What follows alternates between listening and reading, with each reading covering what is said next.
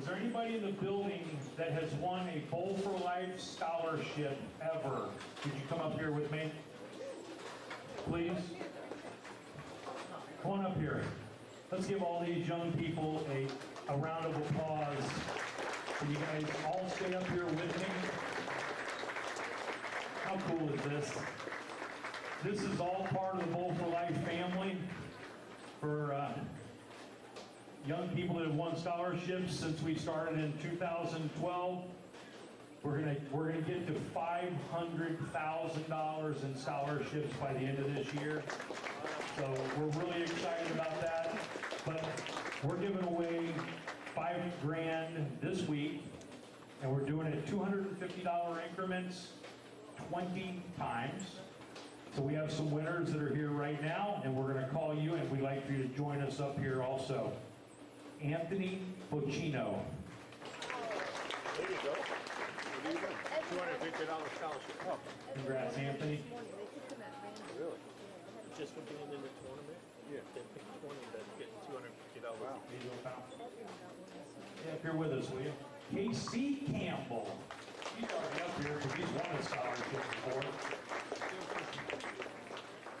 anybody have a scripture name? Always winning, brother. Always winning. Braden Cassidy. Braden Cassidy.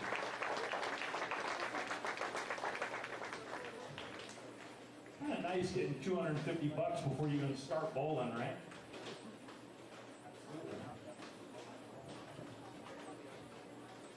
Lewis Fred. Lewis Fred. Congratulations. Tara Custer.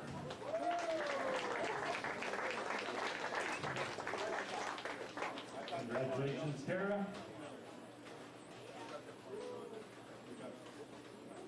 Okay. If you want to know more about Bowl for Life, go to www.bowlforlife.com or follow us on Facebook under Bowl for Life Foundation. We give away scholarships every month. There's always scholarships. You can register. Most of these young people have won scholarships with essays, correct? Most of you essays.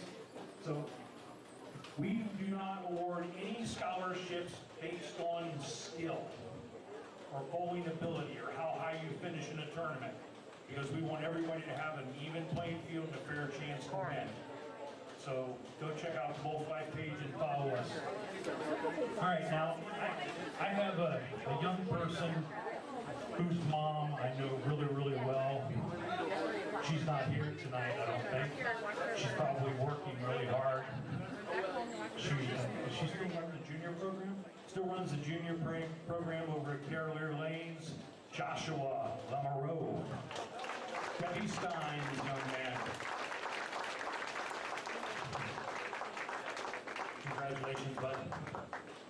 If you guys will indulge us just for a second, let's get together and get a really cool picture so we can send it. Come on in. You love each other. Don't be in a line. You love each other. Get close together. You have to be between both ball returns. You can't be outside the ball return. You're outside of it. You're out of it.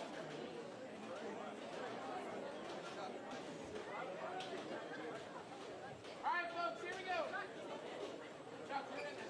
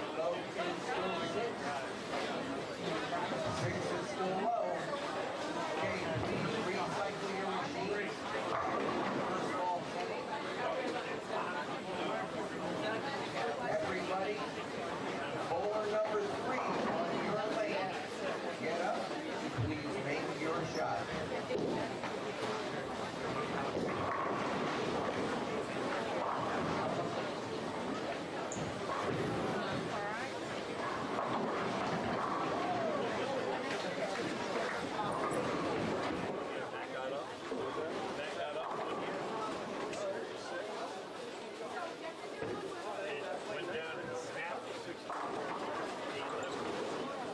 The one, 2, 4, 6, 9, 10. Oh my God. He was out first.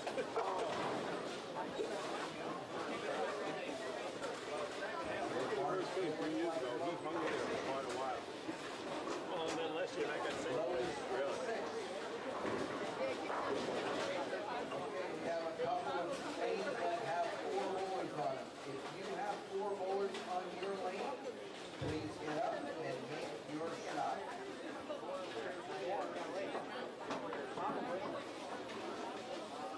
Trying to get past 6.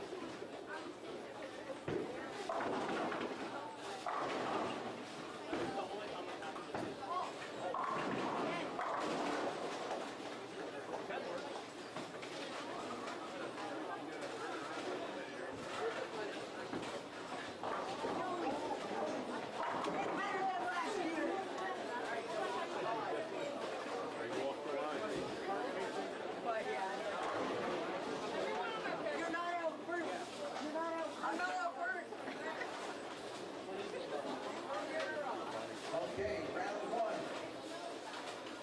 I'm just going to ask for a free show of hands. If you have not thrown a shot, raise your hand. If you have not thrown a shot yet, you haven't thrown a shot. Anybody else?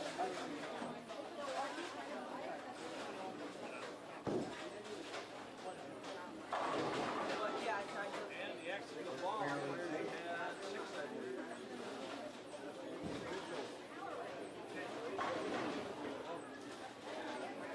He was trying to throw it out to the gutter. Okay, low in the first round, I believe, is 6, if I am hearing correctly. So unfortunately, if you are one of those bowlers that had 6, you have been even. Wait, you have one more? I am so sorry. Hold on.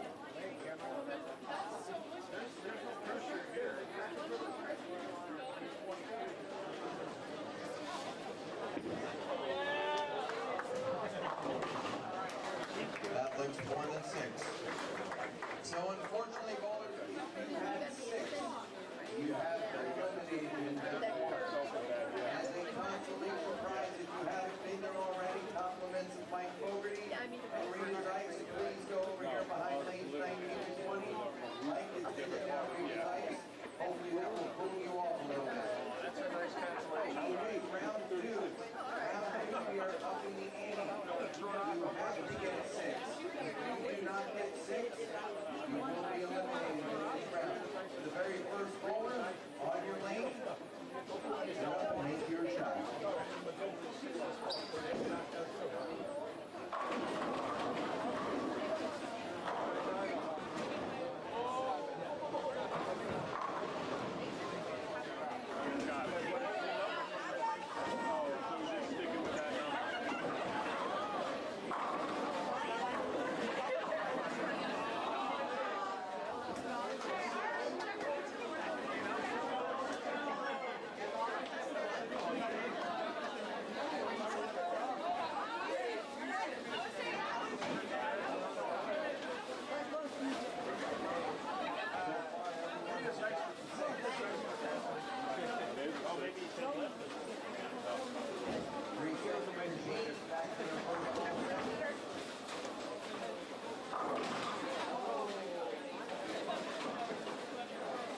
And bowler number 2, get up and make your shot.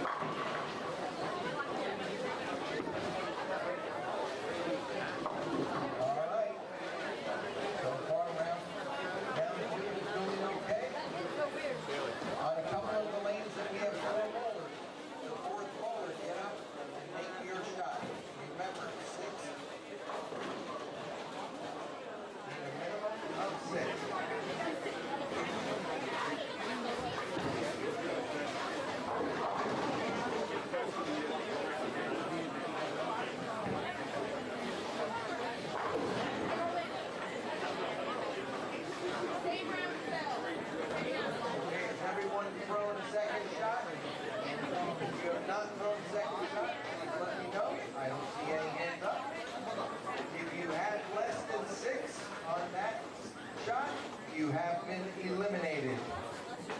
Round number 3, please recycle your machines back to their first ball setting. The first bowler is up. Round 3, you need to get 7 or more. 7 is the minimum.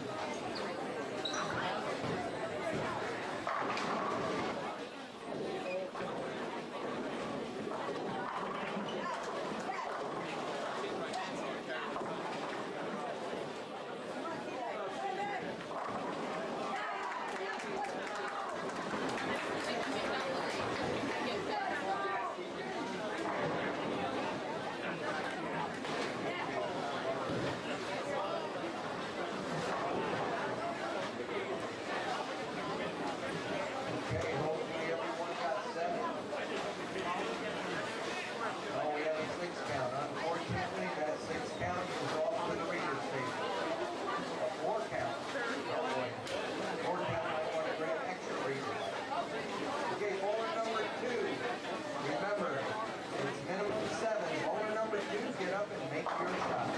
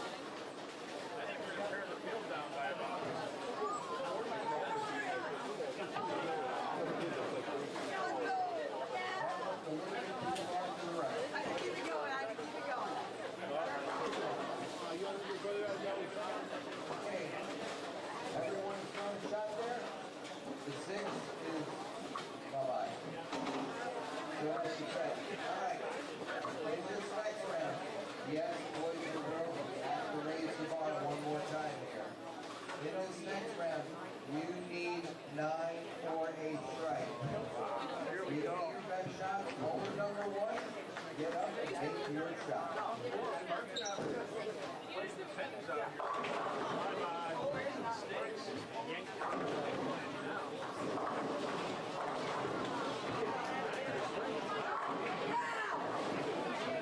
There's two white dots. Oh, here comes the little guy again.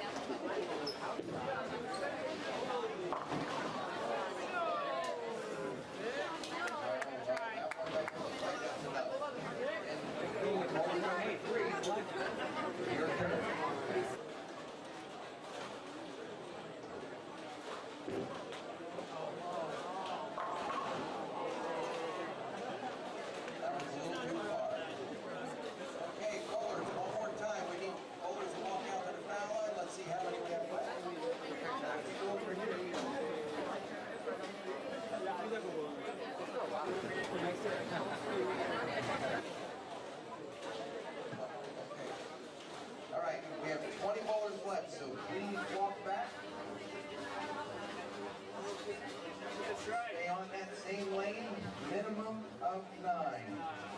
Wow, 9. 9 are straight still alive. First bowler up.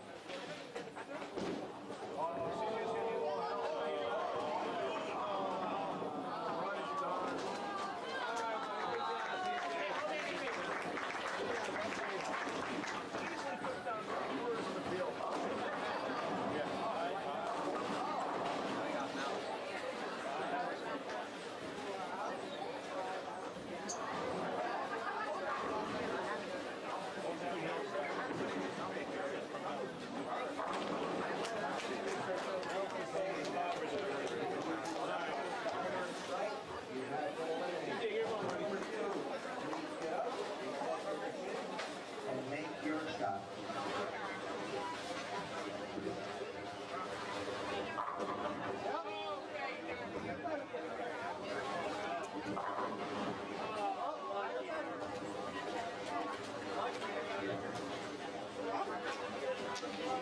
Okay, if you had 9 or a strike in that round, you have advanced. Okay, now with the bowlers are left, we will go back to low ball. I need you to take and move back to your original starting lane and give me your best shot. Low ball is out. Whoever kind of over you get.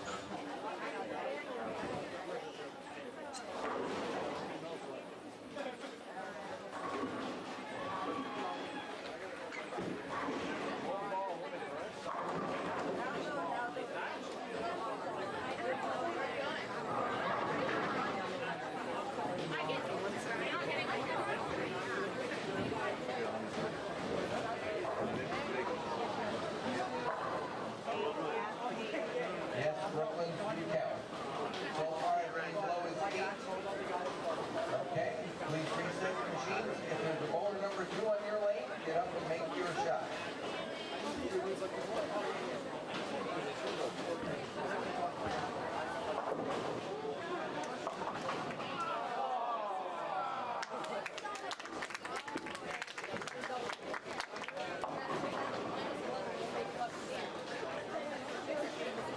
Seventh is low. Unfortunately, the 7 count has been eliminated. Okay, one more time, the bowlers that are left, we need you to come up to the foul line and give us an idea how many are left. Yeah, bring it. Go right back.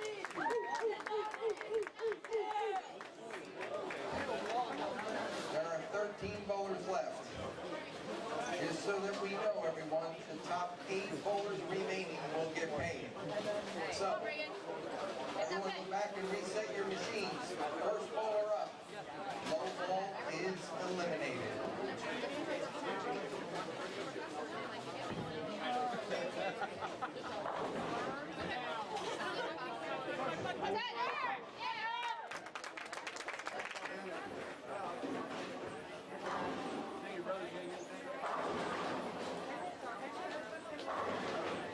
You want to have some again? I got to have some.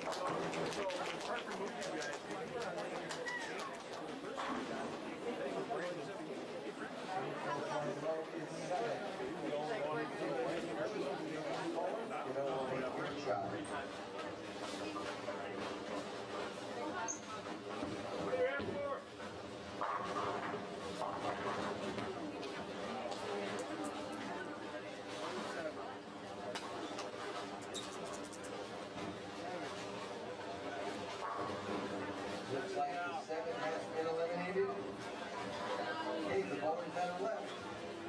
Reset your machine. Get up and make your shot. Bowler number 1.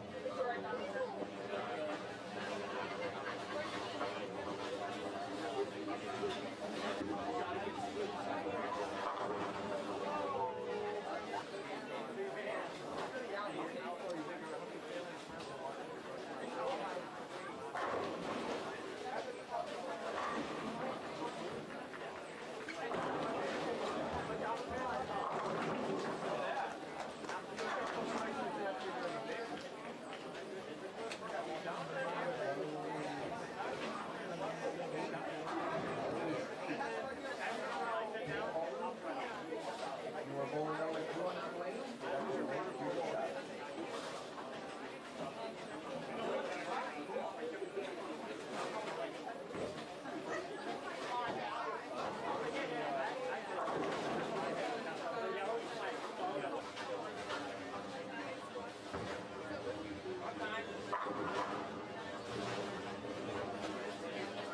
All right, 8 is low. If you had 8, you have been eliminated. One more time, this will be the last time. Hopefully bowlers up to the balance. Let's see how many we have left. You are still standing. Oh, look at those no shit. 5, 6, 7. So your brother's your next guy. Bowlers left. Those 7 bowlers. Bowlers that went out the last round, correct? Both bowlers that got 8, please come over here and see me. Okay, bowlers step back. You 7 bowlers that are eliminated. Add up the number. Please reset your machines, bowlers. This is round number 15. Low ball will be out.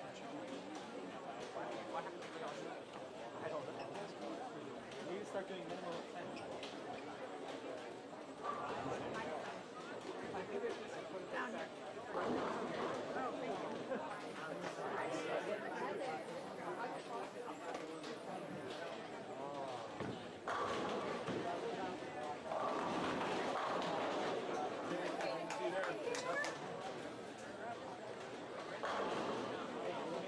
All right, so far in that round, low is 7. 7 is low. Is there a second bowler left on the lane?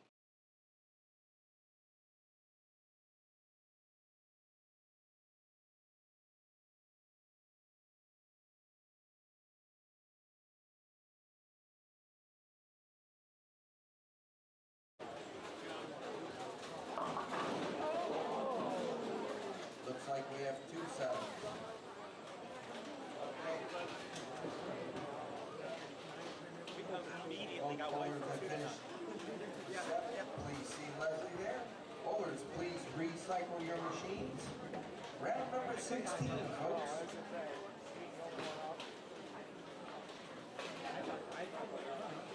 5 bowlers left. Remember, 5 bowlers left. First place, by the way, before you throw is $300 in scholarship. The second is $150. No ball. Make your shot.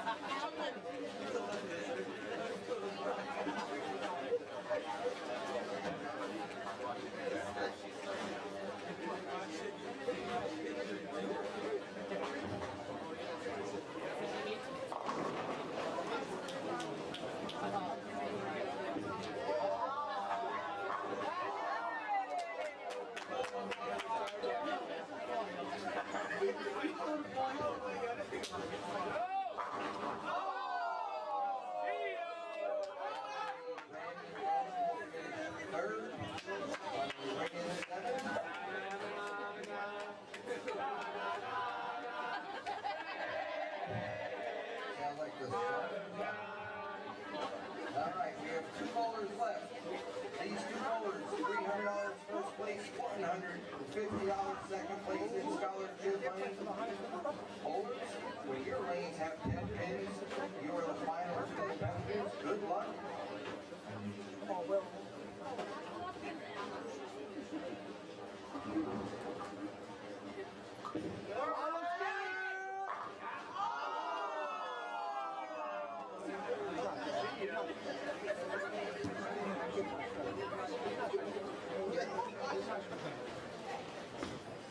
Come on, Bohn!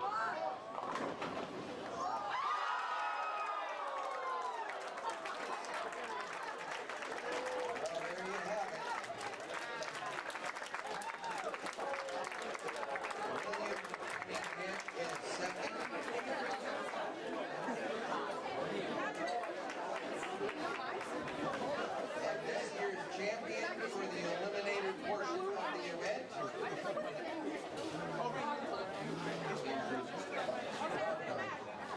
Andrew, $300 scholarship money. Is that like high, or do you like win like thousands all the time?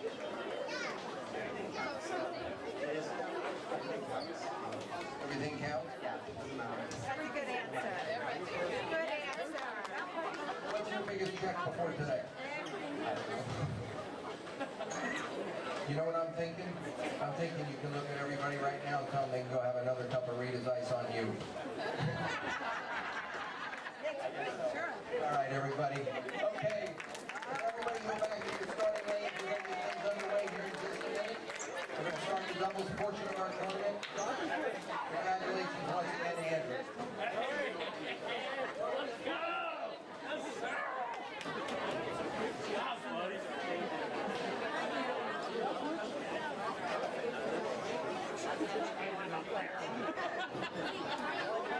That's awesome. Hey, Joe, man, I wish he was here. We're going nuts.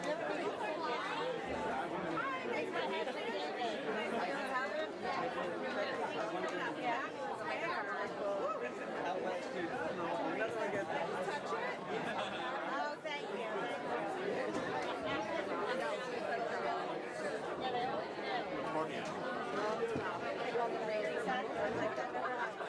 No, it's so dark.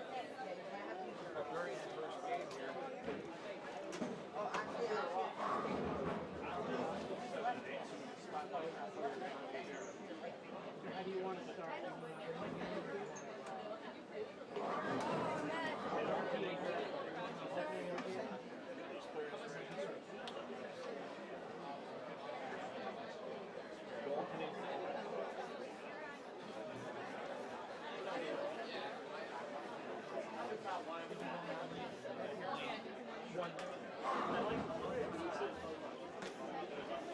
All right, forward. Please report to your starting lanes. Since a fair amount of the bowlers have sat out, we are going to give you 5 more minutes of practice. The way that this is going to work, it is going to be an alternating double.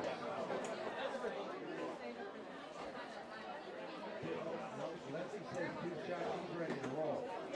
But anyway, we're going to put letters on the left side of your scoreboard. A, B, C, and some of the pairs will have letter D. The first bowler will start the game. The second bowler will stay on the other lane. It will go that way for all 6 games. Obviously, the opening games will start on the right lane, and games will start on the left lane. So we're going to turn on the lanes. We're going to give you 2 shots each for practice, and then we're going to start everybody at the same time.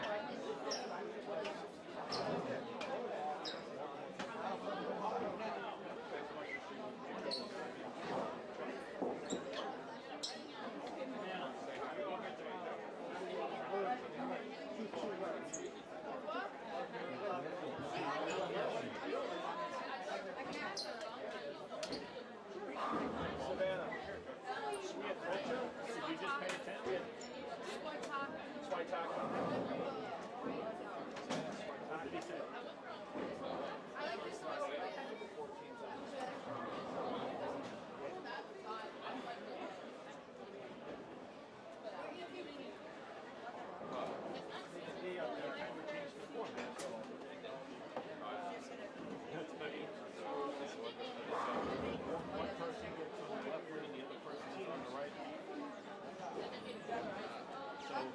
Both four of them are going to be dead on lane 9.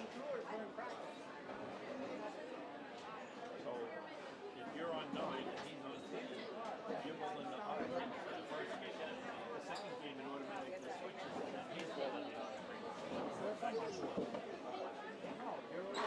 And you stay on that lane and you don't move.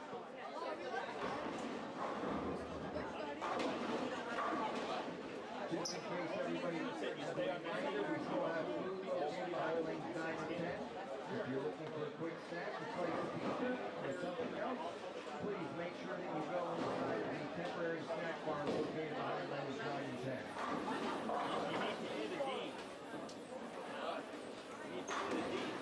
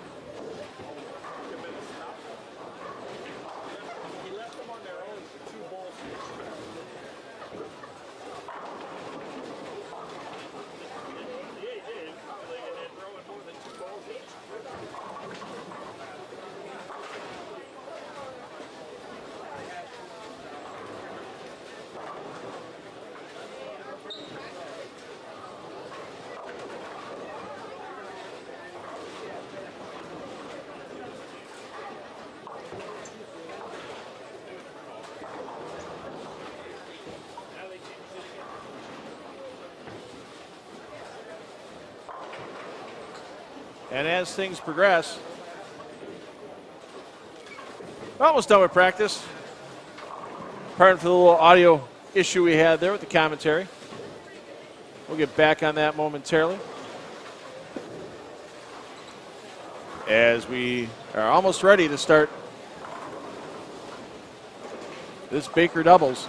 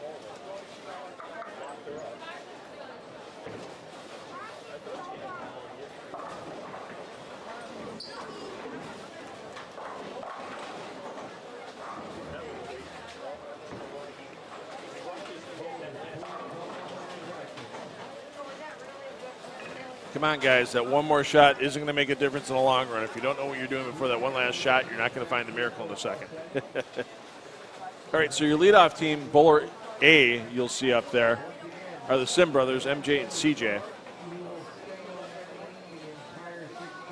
Bowler B is Amanda Granada and Cara Archangel. Bowler C are the Lamoureux brothers. And then your bowler D is the team of Swetacha of the Savannah variety and Kapla of the Matt variety. And we are underway. Bowlers will stay on one lane all night. So like we're going to see with the Sim brothers, MJ is going to stay on lane 7. CJ is going to stay on lane 8 through all 6 games. This also allows each player on the team to finish 3 of the Baker games of this 6-game set. Once again, it's kind of a fun event, so it is on the house shot.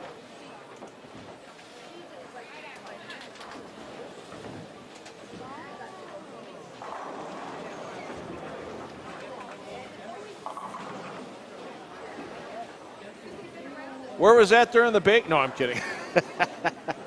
Where was that during the Eliminator? Shows up for the Baker, 5 counts right away. That's going to make his brother feel real confident.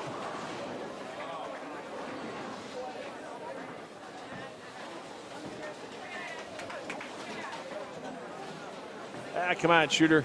Make it happen. Ah, to the well for Team Lamoureux.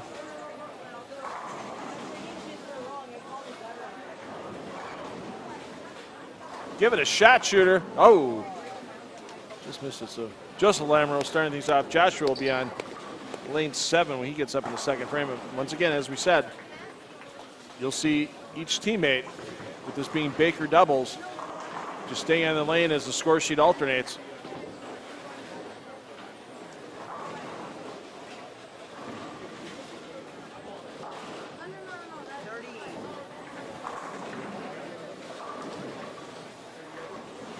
And the 6-game totals plus handicap will determine our champions during this Baker doubles.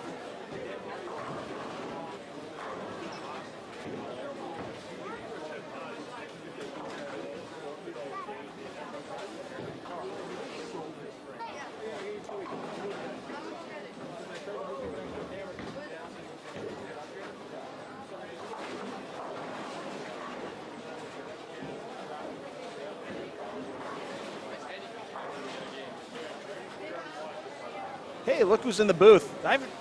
When's the first time I had you in the booth doing something? It had to be like 2015 in Long Island at a PBA event, even though you've been hanging around longer than that, obviously, Justin Bohn. I'll tell you, Phil, it's been quite some time since our first sit down 7 here years. booth. Yeah. You're about half the height you are now. Yeah, probably.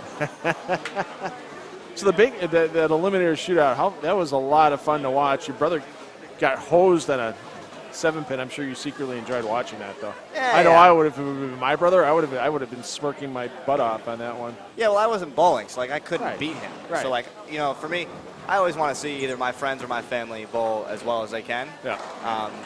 I just want to beat them if I'm bowling them. So like for me, you know, Brandon's won this event before. Let somebody else win. Or if he happens to win, bowls the best, let him win. So It was pretty neat between the 230 squad, or the 1230 squad, and then the start of the bigger doubles. Chuck Gardner and Bill O'Neill did a nice presentation for the young players in the rev rates section of the center, and talked about. Okay, I'm sure you've had all that information from your dad. I mean, Chuck passes it to your dad, and your dad passes it to you. What's one thing that sticks out about like tournament preparation for something like tonight that your dad told you and it always sticks out in your mind to do it? you know, one of the things that I've learned over the past 3 or 4 months that has really stuck in my mind that I believe has led to the success that I've had over the last 4 or 5 months, because I've had the most success in that time frame that I've probably ever had in my bowling career. You know, obviously winning junior gold was one of them, but I had a lot of success out in Vegas at the Open and the True Amateurs Tournament. And the Bowlers Journal, I bowled 770 at the Bowlers Journal. Had some success along the way. So, you know, the biggest thing for me was my process. You know, really committed in my process and not letting anything that goes on that's out of my control affect my mental state, whatever that may be. Really committing to my pre-shot routine, not really worrying about the result and taking it as free information. So like if I go high, I got to move, or did I make a bad shot kind of thing, not a, oh my God, I just split. I had a game at junior gold that I had 44 in the fourth and I wasn't upset at all. And I was like, okay, this pair just hooks more. And that's really all it is. It's unfortunate that I split 3 out of the 4 shots, but there's nothing you can do about it at that point. And I threw the next 4 and bowl 180 or 190. So it's stuff like that, you know, really committing to your process and not letting the things out of your control, because ultimately how many pins you knock down is out of your control. So yeah, strange things can happen. You get weirdly shaped cylindrical objects with a round bowling ball, and you know, weird leaves can and will happen, no doubt about it. Oh yeah, absolutely. So I got to ask you a question. It's my first time. It's my first time here. Okay. Rev Rates is gorgeous. How did the idea for Rev Rates come about, and what did your family have to do with that for people that are just watching the PB3 scholarship tournament for the first time? So this conversation started in early 2021. Tom Russo, Matt Russo's dad, Matt Russo's PBA champion on tour. He actually grew up bowling here at Howell Lanes.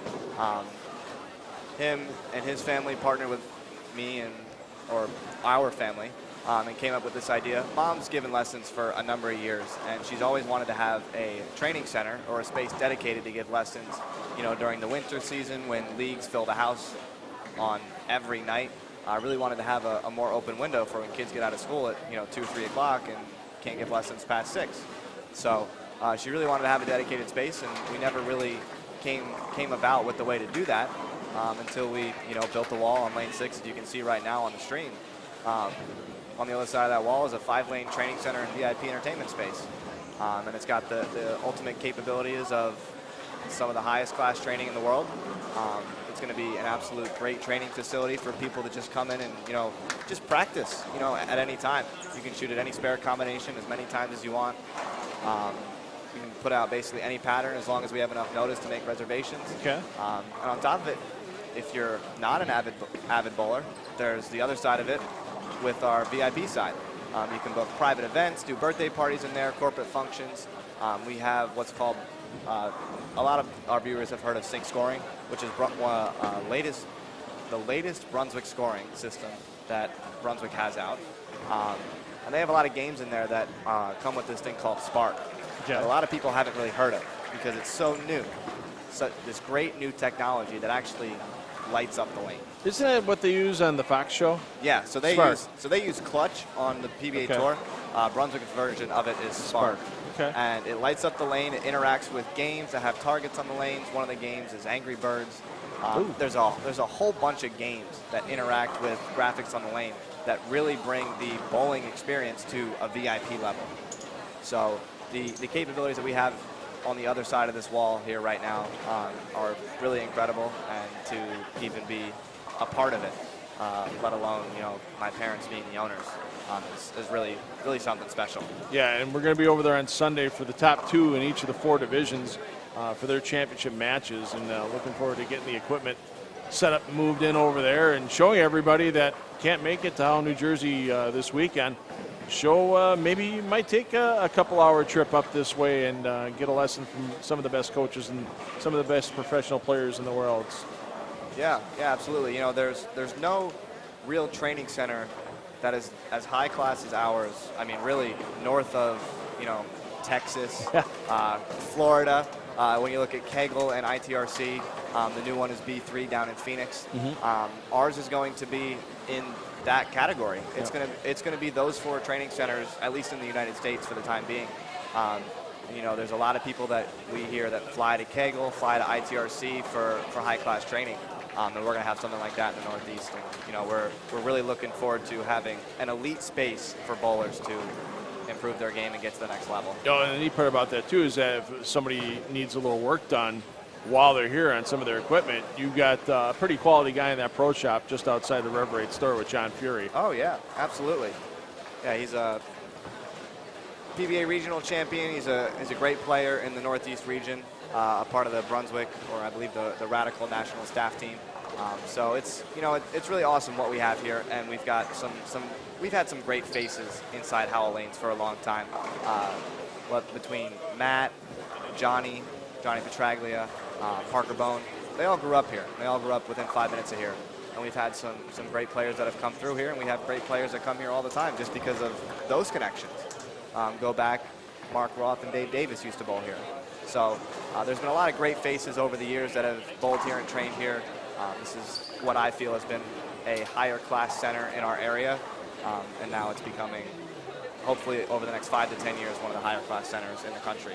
Yeah, I mean, it's amazing to walk into Rev Rates and just go, wow. I mean, the jaw drops. It's that good looking, and then you come out here to the main part of Howell Lanes. It's wide open. There's plenty. Nobody's tripping over bowling balls here while they're out here bowling. You know, and there's some of these players have 8 on their pair, and there's still plenty of room for the equipment and plenty of room for the parents to sit and you can walk through the concourse. So it's nice to have a center like that that's got some room.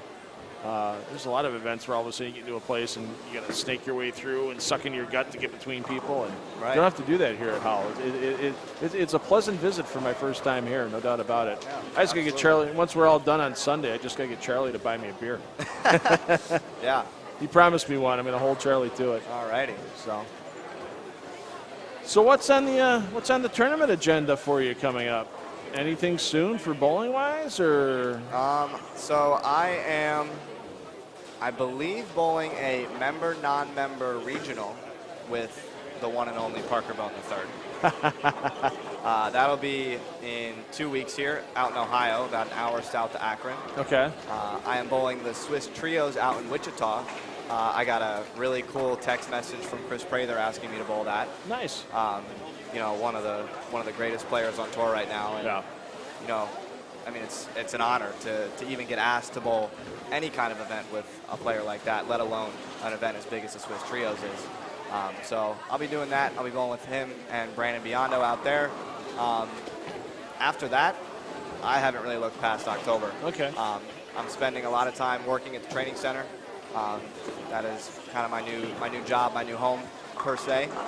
Doing a lot of the marketing stuff for them, a part of the marketing team there, and really looking forward to growing that business. You know, I believe these first couple months are going to be vital to the success that we have over the next 5 to 10 years. So to be a part of our family business on more than just a family member side, but to really, you know, be one of the major hands. Is going to be something really special for me. So other than your mom coaching, are you doing coaching as well? Is there a little bit? Are there what other coaches are there other than your mom, Leslie? So mom and dad are giving lessons. You know, people can come in and give lessons if they're a coach in the area, as opposed to $30 an hour for the lane. It's only $20 to come in and give a lesson. John Fury gives a lot of lessons in there. Okay. He primarily does his lessons in there. Dad when he's home. Me, I'm doing some lessons here and there based on my schedule, based on me being home. We're still working on building our coaches' base, but between clinics and players coming in, I'm sure the facility is going to attract some big names and some clinics and stuff. So we had Walter Ray in a couple weeks ago do a clinic. We had Parker and Doug do a clinic the first week we opened, actually. Okay. So more and more clinics will be coming up there. I would say stay tuned to our social media pages to see what new coaches we have, what clinics we got going on, because it's going to be something really special. So where do they find you on the socials then? I know the website is revrates.vip. Yep. But on the socials, where do they find you? So Instagram, you can find us at Bones Elite Training and RevRates VIP. On Facebook and Instagram, or on Facebook, you can find us at Bones Elite Training and RevRates VIP Entertainment. And like we said, our website is revrates.vip. Go check it out. It's we got some pretty neat stuff in there. So. Yeah, they're gonna keep adding as things go along, and I noticed as the ball not ball testing, but the try before you buy thing was going on today. Yeah. For the Brunswick equipment. It's the first time I saw all 5 lanes in action, and I'm watching 1 through 4, and you got the nice GSX pin setters and everything. All of a sudden, ball hits lane 5. I'm like going, what? And as soon as I saw the pins go, I'm like, how did the string pin setter happen to sneak in there? Yeah. Are you guys testing something for Brunswick? I mean, I know they're one of the 5 companies I've seen at Bowl Expo over the last couple of years that have had string pin setters for sale. Yeah. So we. I think you away some top secret thing there, did I? No. We do believe that at least in maybe not in Dad's future bowling career, but in mine for sure, we will see competition on shrink pins more and more, just because we're going to have more centers that end up buying it, because ultimately it is cheaper. Working the front desk, and from what I've seen, I really don't need to have a mechanic back there for something going wrong with the string pin. Yeah. All you really do is the strings get tangled. Yeah. That's not very hard to deal with. So, from a management standpoint and from an owner standpoint, it really is a good investment to have that string pin machine. And if you're really only doing open play business and that's your primary market, it's really a good business move. So we believe that more tournaments we will start to see bowled on shrink pin. And we figured we had the odd lane. Lane 6 is obviously going to be walled up forever. But lane 5 being the odd lane, we said, you know what, let's do it. Why not? So it's pretty neat. I've bowled on them a couple times for fun, and the pins fall different. But if everybody's bowling on it at the same time in the same center, you're all under the same conditions. The playing field is level. Yeah, and you mentioned not just the cost effectiveness and the ease of use, but the safety aspect of it. I mean, you can't crawl under one of these tables on an 8230 and expect to not get hurt, if not worse. Right. If somebody turns the lane on by accident or something, and you're working on it.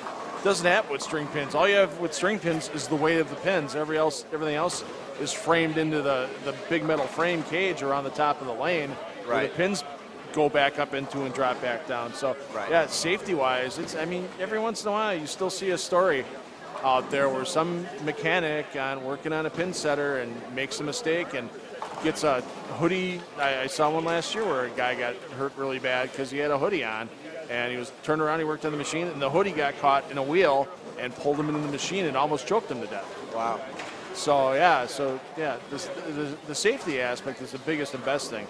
I mean, when they built these pin setters in the 50s with these 8230s and the first original Brunswick A1s, or the Brunswick A's, they didn't think about safety guards and all that all the time. You'd walk back in some of those machines and you just kind of look at yourself like going, it can be a death trap if you don't respect the machine. Oh, absolutely.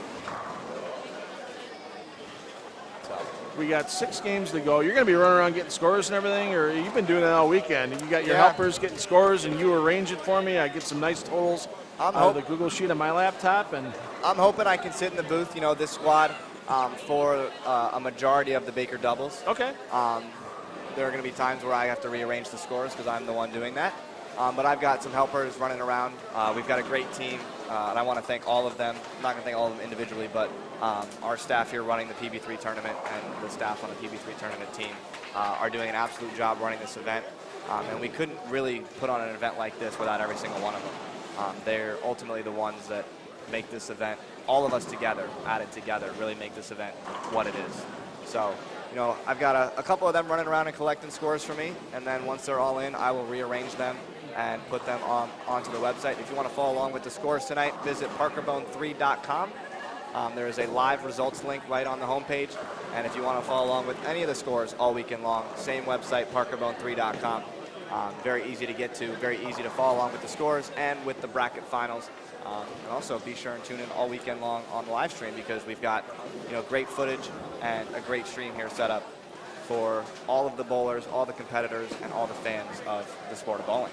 Yeah, I mean, other than Junior Gold, I don't know of too many events for the youth players that have had 26 lanes of streaming going on during the event. If somebody else can name one, please send the email to phil.brillo@10onthedeck.com, because I'd like to meet that person and shake their hand. It's crazy enough to do what I'm doing this weekend by myself. So yeah, well, Phil, we appreciate you being here. You know, for a number of years, we've been able to get a hand on your equipment and run the streams the way, you know, with you kind of on call. Yeah. But to have you here in person, you know, it's really awesome, and we're really happy to have you on board this year, helping out with the streams. It's great to see the atmosphere of the whole center, the parents, everything. There's one thing about, I mean, it might piss some people off at home, but oh well. One thing, I mean, the East Coast parents, when it comes to the kids bowling, are a lot more calmer than the parents I see in the Midwest. Seriously, some of these parents in the Midwest are just, you just want to kind of take them and go, hey, it's just a game that they're lucky enough to maybe make a few dollars of scholarship money out of. You know, they're not going to the PBA next week, ladies and gentlemen. Yeah, I've come across a few parents like that in the Midwest in my time. I haven't seen one of those here this weekend yet. Parents are all, it's more of a social thing right now. They're all talking with each other, and some of them are keeping an eye on the kids. Some of them are helping a little bit here and there. Yeah, I will say, you know, after all the events going on throughout the summer, there really isn't a lot of Northeast bowling per se going on, right? There's a lot of big events going on in the summer, but not too many going on in the Northeast. So really this is kind of like the reunion back after the summer, you know, like the back to school meeting. Yeah.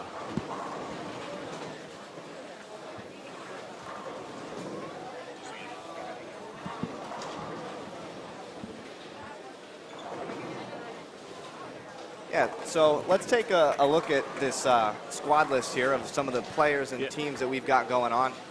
We've got some junior Team USA members on the squad that I do want to highlight. We've got a junior Team USA team, 2023 members, Brandon Bohn and Andrew Blaney bowling on this squad. Haley Lindley, also junior Team USA member. Okay. We've got junior gold runner-up in the U15 boys division. By the way, finished runner-up in U12 the year before, Kai Struthers. He's on the U15 developmental team for 2023. We saw Kai game one during the 1230 squad today. Yeah, he's been a force to be reckoned with at junior gold the last couple of years. First year in U15, #1 seed on the show. Yeah, just this kid called Landon Jordan that kind of got in everybody's way again. Yeah.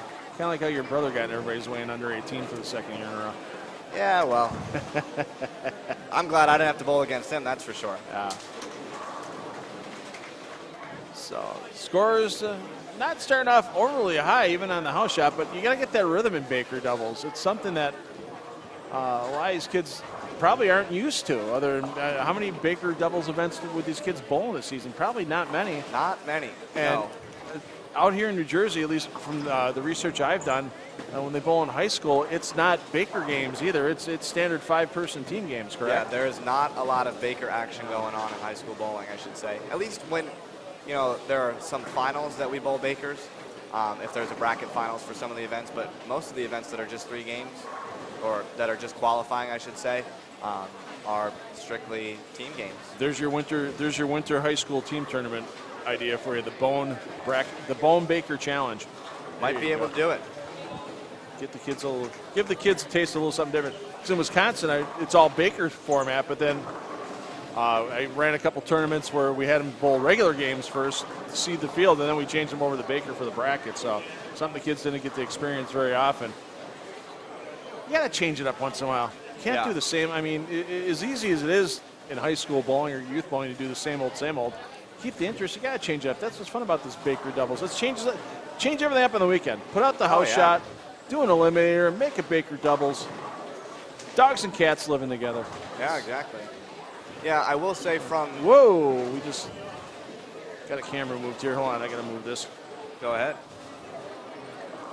Yeah, I will say from past experience of actually competing in bowling in this event, one of the biggest things that I've noticed is how interesting the lanes can transition based on the players and the bowlers that you end up crossing with.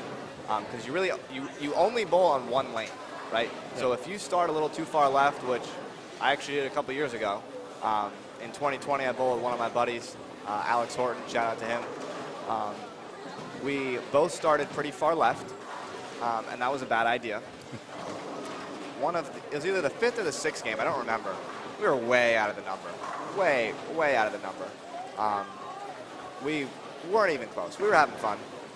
Lo and behold, had the front 7, and my feet are on about 50. I'm in front of the ball return. Threw it in the right gutter. Threw it in the right gutter. Threw it from 50 to the gutter. Ouch. Yep, front 7, 0. Good try, better luck next time. Your ball will be right back. That's a good finish for Saitachi, though, in the D slot. Got the last 3 strikes for a team, $163. What are they handicapping this off of, if I could ask? It is 80% of 420. Okay. So some of these teams, like the one with the Sims with CJ out there, giving his best effort, he'll get a few pins of handicap for he and his brother. Oh, yeah. I can tell you they get 52 pins a game. So they bowled 202 the first game. Okay. They're bowling 150. Phil, let's take a look across the house and see what other teams we got going on. Going down the stretch, maybe down on the high end a little bit. Well, let's start on 29 through 32 and work our way up. You know these players better than me, so all right. Maybe you can highlight a team or two out here. Could probably do that for you. So otherwise, I'm just guessing. Let's start with 29 and 30. Got Donovan Klein and Casey Campbell, Paul Lampy and Maddie Raines, Caitlin Berger and Olivia Salvatore are all on 29 and 30. Okay. On 31 and 2, Abby Turner and I believe it's Evan Hartzman. We have first initials here, so I'm taking a strict guess on that. Roman Gurox, and I'm going to go with M. DeLazio. Okay. All Just right. got the prize fund handed to us. $400 on top. That's not bad for a fun little 6-game baker, 3 games per person. And then the last team on 31 and 2 is Jacob Confinas and Odin Peterson. Odin Peters, excuse me. So, as we just got handed the prize fund here, we're going to be paying 1 and 4 today. We have 43 teams competing, so we'll be paying the top 11. Total prize fund today. Keep in mind it was a $50 entry fee, $25 for each bowler. Okay? Yeah. Gives you a little food for thought. It was $70 total. $10 of each player's entry went towards the Eliminator, which was I believe it was a $900 prize pool for a $10 entry. Yeah. And we had 86 bowlers. So now we have 43 teams, paying out 11 spots. First prize is going to be $400. Second is going to be $240. Third is going to be $200. Fourth is going to be $180. Fifth, $160. Sixth, $140. Seventh, $130. $120, $110, $110, and $100. I believe there's a Matt Russo molestation going on right now. Yeah, this is awesome. Hi, everybody. Have you bought real estate in Jonesboro yet, Matt? Are you looking at that anytime soon? Maybe if we open a training center in Jonesboro. Okay. Right now, Red Race is the place to be. Bones Away Training, 3 junior-gold, 4 junior-gold titles, PBA 50 Player of the Year, Rookie of the Year, PBA title, all happening in 2 years. So come on down and see us and train with us. I guess if the PBA tour doesn't work out for him, he's going to come after your marketing job. He might. He might. Well, he's on my team. He's not coming after my job. He's on my team. He's on your team? Yeah, okay. he's a good one to have on my team. Technically, I'm his boss. That is not true. That is not true. We are equals in this business. We are equals in this business. Thank you very much. Have a good day. That is the end of that topic. So he's going to be a little bit too busy on tour again in 2023 trying to take home some more titles. Yeah, absolutely. Yeah, that schedule, I know it's got to be close. I've heard some guys chattering about how the schedule should be out any time now. We'll see. I mean, last year was out like right around Halloween. I remember that. I always just look forward so I can pencil in my Sundays for when I can watch the PBA on FS1 or Fox. Yeah, those are always good days. You know, we had some fantastic shows on the PBA Tour this year. Yeah. I vividly, oh my God, that was an atomic messenger by Brandon Bohn. Holy crap, wow. I've seen one better, and that was by Jesper Svensson in Oklahoma a few years back, where the pin never hit the lane. Your brother's pin hit the lane right there. Wow, that did about 18 flips in the air. Yeah. But you know, one that vividly sticks out in my mind, and I remember it because it just happened, was the Elias Cup. Yep. The Elias Cup finals, the last 5 frames there. I remember we were sitting in our car, heading to Junior Gold, or I think we might have still been in Portland. I'm not entirely sure where we were located. But we were on our way in a car, and just the last 5 frames of that telecast happened for, you know, Portland to win their 3rd Elias Cup. It was, you know, unreal to watch, you know, getting chills. Norm Duke's last shot on TV. I'm not crying, you're crying. Exactly. That's what the internet said for Norm Duke's last shot. Exactly. I mean, it was really one of the cool things that we were able to witness this year. Watching Belmo win Major 14 was one of the cool things. You know, and I'm getting chills just thinking about some of the stuff that's happened. You know, the Tour Finals, we had 200-300 games on TV. Yeah. There were a bunch of really good shows and a bunch of really good feel-good World stories. champion Chris Prather.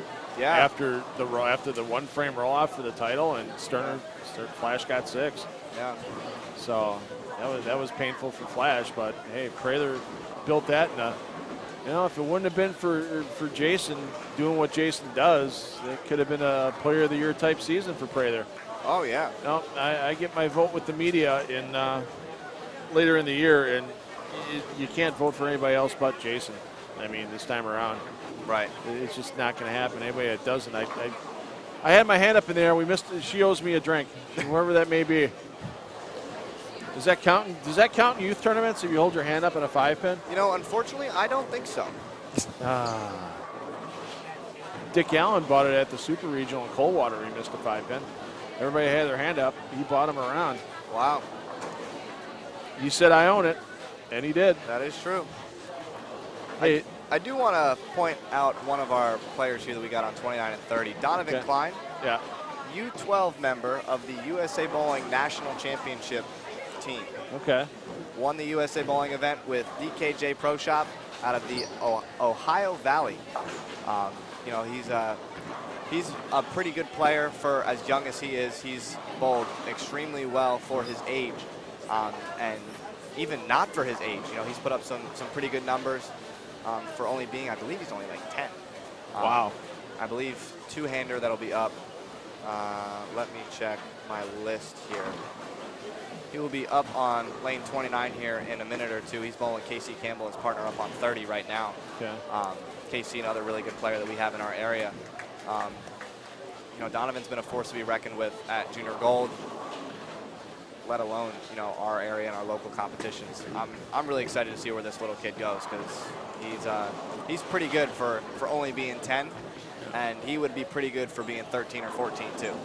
So let's hang out here, watch Donovan throw a shot, and work our way down to 25 to 28 here. Yeah. Next time my little buddy here, CJ's up on 7-8, though, I'm going to break it. I am going to break the down lane thing and just cut right to him. This graphics department, I'm telling you, they got to start working on their game.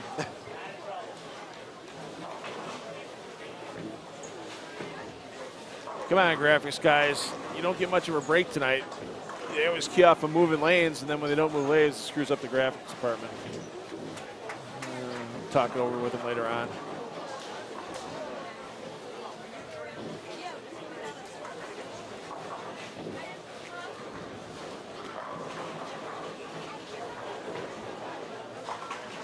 Waiting for, just looking at nobody's putting big runs on that. It's kind of surprising. I would think with, you know, a couple of these, quite a few of these players having at least one, if not 2 squads under their belt, qualifying so far, that, you know, this would look like they have the world on the lane compared to the 42-foot tournament pattern. Yeah, yeah. To be on a house shot, and I see one 4-bagger, a couple pairs down. I see a lot of donuts and a lot of red on the board for those splits on the first ball. I will say, we've got one game that I noticed leaders after game 1. Brandon Bohn, Palmer, and Daniel Robertson bowled 255 scratch. They are a scratch team here. Yep. In years past, we have had scratch teams that have bowled, and they've bowled well, but the handicap number has been a little too high. So we actually modified that this year. It's been 80% of 440. We changed that to 80% of 420 this year to give some of those teams that can really put up a good number scratch.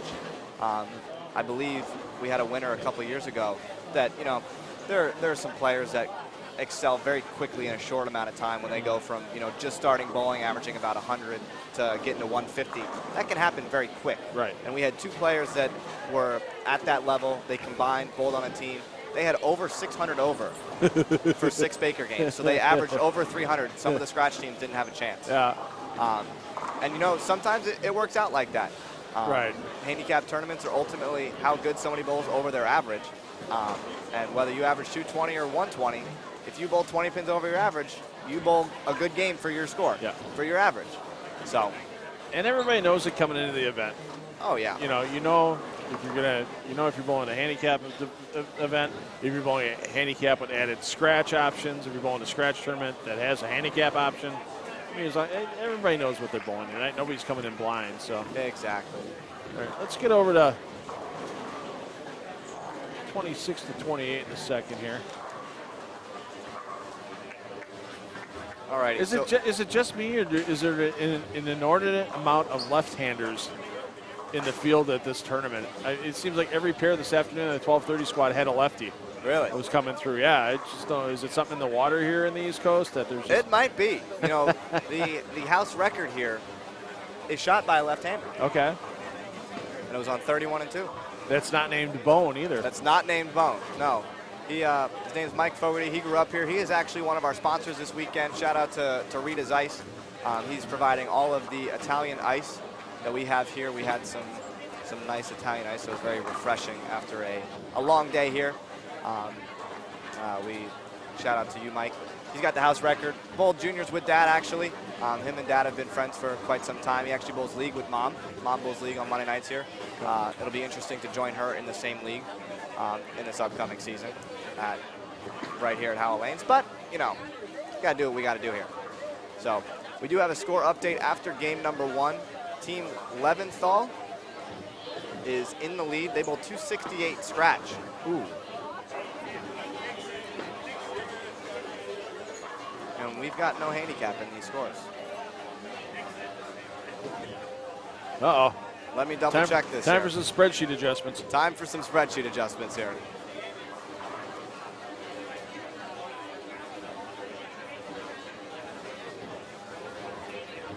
We'll stick with this pair for frame here.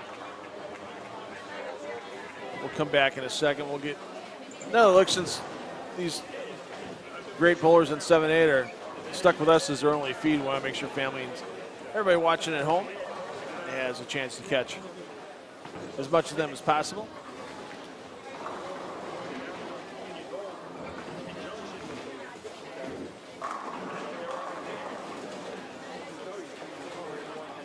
Well, MJ Sims holding in his team. 3 strikes in his even-numbered frames so far this game.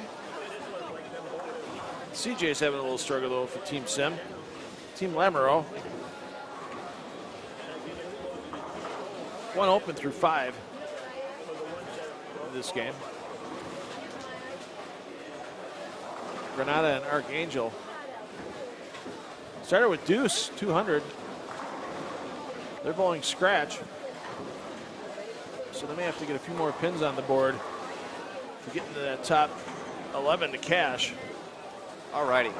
So now we got our number. All right. We got official scores after game number 1 here.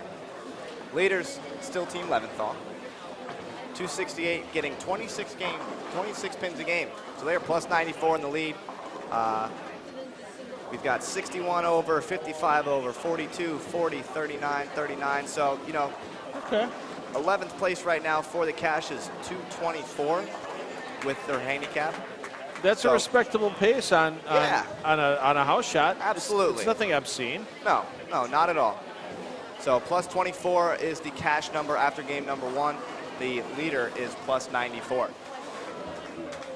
our winners tonight receiving $400 in scholarship for a $50 entry fee.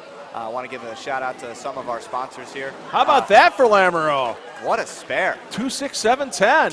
Way to work. Glad we stuck around for that, but let's get back over to 26. We got a team with the front 5, Team B, on 25 and 6. Let's check this out. Team B on 25 and 6.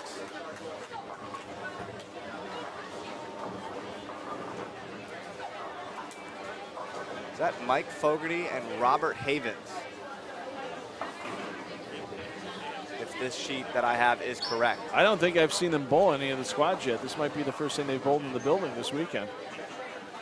I could be wrong, but it doesn't cross my mind about seeing them on the rosters for the first 3 squads. And how's this pair? 27 and 8. We've got PBA Junior East Region champion. She just won, I believe, a week or 2 ago out at Strathmore Lanes. Vivian Luna going to the PBA Junior National Championship. On 27 right now, we've got Andrew Blaney, 2023 Junior Team USA member. Like we just talked about, Kai Struthers, Junior Team USA developmental team member for 2023. Sydney Bohn, who just finished 5th/6th at Junior Gold. And Brandon Bohn, who just won his 3rd Junior Gold title and is making his 2nd appearance on Junior Team USA. Come on, CJ, get that crossover. Oh, he's got 8. That's going to be a tough one for him. What would you suggest a player like CJ? He's 9 years old. He's still using plastic ball because of his ball speed. What could he do to maybe gain a little ball speed without losing too much accuracy as a two-hander? The biggest thing that I could say for two-handers is getting that speed from your feet. You know, he's a very small kid. You can see, you know, getting those feet moving a little bit quicker and trying not to create bad habits by creating it from, you know, your arms. That's a bad habit you can get into when you're young. It's a habit that I got into when I was bowling one-handed. And if you can generate that speed with your feet, get your feet moving a little bit quicker to help generate some speed, that will ultimately increase your ball speed. If I could tell him anything, that's what I would tell him for sure. I know one of Chuck Gardner's big things today, and he used your dad as an example, is you got to have the lower body strength. Oh, yeah. In order to help everything work properly. Bowling's not just a game of just swinging your arm back and forth. It's not bags. No. You know, it's everything working together, and you know, to get that base when you're at the foul line, stay balanced so you can get through that ball so powerfully. Yeah, the legs are one of the more important body parts.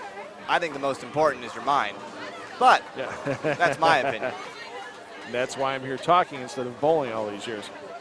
Yeah, so, you know, legs, core are really important. You need to have a free swing in order to repeat shots to the best of your ability. So I would say, you know, having good legs, having a good amount of strength in your legs and your core are ultimately the muscles that you should have to be pretty strong, to be a pretty good player here in the sport of bowling. So we've got Andrew Blaney and Brandon Bohn. Andrew stepping up right now on 27, working on the front 6. Yeah, that's the only pursuit of perfection we have at the moment left here in game 2. Yep, they bowled 224 the first game. Oh, glad to know I can ruin that with just a switch back over to him. It's all right. It's all in good fun.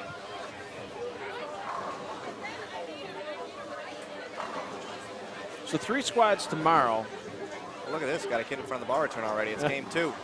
Game 3, I think, on that pair. I don't think anybody will sniff that even on Sunday once match play gets started. I wouldn't think. No. You know, I am really looking forward to our bracket finals. I think it's one of the neatest things an event can do. I think ultimately it is the most exciting format you can have in any kind of event coming down the stretch is a bracket finals. And our 2-game bracket finals, we do it the same way that Junior Gold does. I think it's a fantastic format. It's exciting to watch. If you are not doing anything on Sunday, be sure and tune in. It's going to be an exciting day of bowling all day. And if you are doing something Sunday, not bowling the Parker Bohn tournament, and you're not going to be here at Howell Lanes, cancel your plans because you need to be watching the finals on Sunday here in all of our divisions, because it's going to be they're all exciting, whether it's round one or the championship match. So yeah. And just in case you can't get out of those plans, that's the great part about YouTube is you just go and watch at your own convenience. Exactly. Just make sure you give yourself a reminder somehow. Go to the PB3 Scholarship Tournament YouTube page. Go to the Justin Bohn. If you haven't subscribed to the Justin Bohn page already, you should, man. Help the guy out. I mean, he's only got 10,000 people that follow him on a regular basis. Let's get it to like 15 by the end of the weekend. So I got to start watching more of your stuff. What the heck you doing, Phil? You're giving me a shout out here. You're not even watch. I was watching your stuff today because it was getting played in the paddock. So you had quite a few entertaining clips going on today, but it's just hard juggling all that bowling. And sometimes I don't get, for some reason, I haven't been getting many YouTube notifications lately. And the ones I do get, I kind of question because they have, sometimes it's bowling, but it has like Chinese or Korean characters with it for the channel name. I'm like going, I don't know this person. Why is YouTube telling me to watch this clip? It's all about that algorithm, that big word. Yeah. That big word that nobody understands. I can't spell it, and I can't sure as heck figure one out. Math used to be kind of my strong suit, but then I kind of gave up on that after high school. CJ having some problems. Hey, we got anybody famous on 21 through 24? Let's find out. Let's go. All right, 21. We've got Anthony Crockett and Andrew Branco, Caitlin Milzarski, and Jay Rome. Don't know the first name. First initial is J. Brandon Bohn Palmer and Daniel Robertson, they got 255, 221 on the board for a 476 total to start. That's ultimately going to be pretty good, I would say, in the standings for 2 games. Still waiting on that 2-game update here. Still waiting on a couple teams to finish up game 2. 23 and 4, we got Riccio and Smith, Bennett and Paul Misi, Tommy Sanfilippo and Joseph Dominguez. And then we've got Ian Harmon and Haley Lindley. Haley is actually a 2023 Junior Team USA member. She finished 5th and 6th at Junior Gold in the U18 girls division, getting her spot in qualifying. She actually qualified, I believe, in 3rd in that division after 26 games. Shout out to Haley. So let's see how those teams are bowling. Yep. Yeah, I'm getting hollered at in the chat by Pinhead UK about Dom Barrett. Yeah, Dom had a good season too. I mean, he's one of the ones that was for a Belmo season. It would have been a pretty big fight for PBA Player of the Year. Yeah, Dom Barrett taking the TOC and having a solid season with some other top finishes. But yeah, it's that pesky Australian.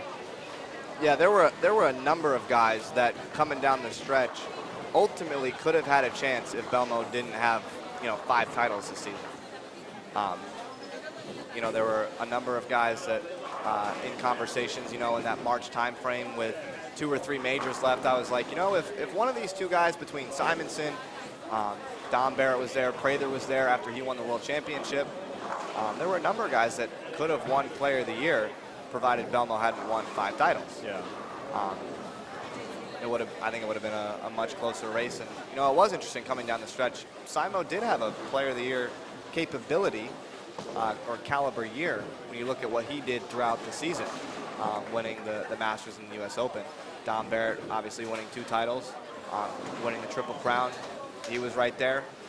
But at the end of the day, Belmo wins 5 titles. You ain't doing anything about that. He should win Player of the Year winning 5 titles. And if somebody doesn't win Player of the Year winning 5 titles in a season, somebody else bowled really good. Yeah. Yeah, maybe if it was the old 33-week season back in the 70s and 80s, you could get away with winning 5 titles and losing out on Player of the Year with a Mark Roth-esque type year, or even an early year where Earl had 6. I know Dad had a stretch on tour that he had 18 wins in 5 years, in 5 seasons. I know one of them he had 5.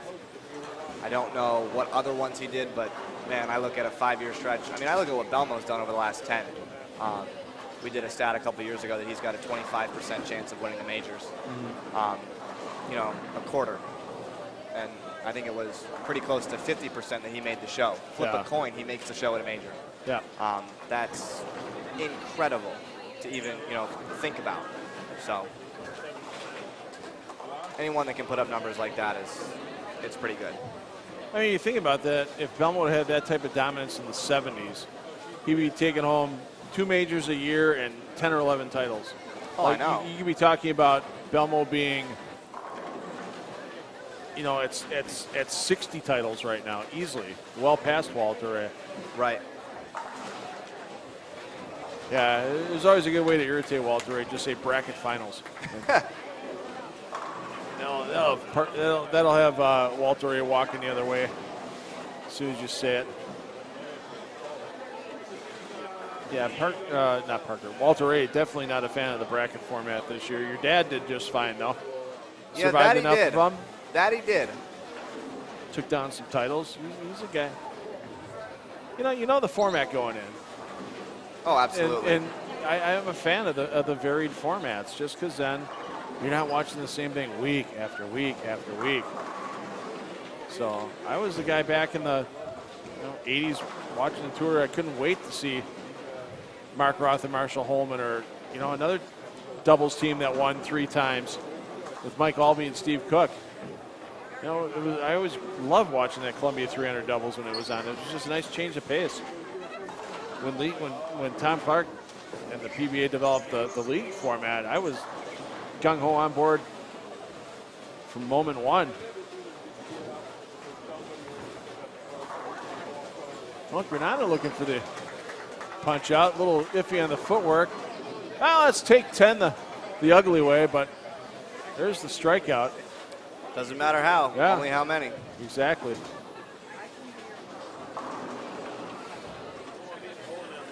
Kapla and Swatacha are going to give a few back. I believe they're bowling at scratch, so they're going to lose a few pins to the field.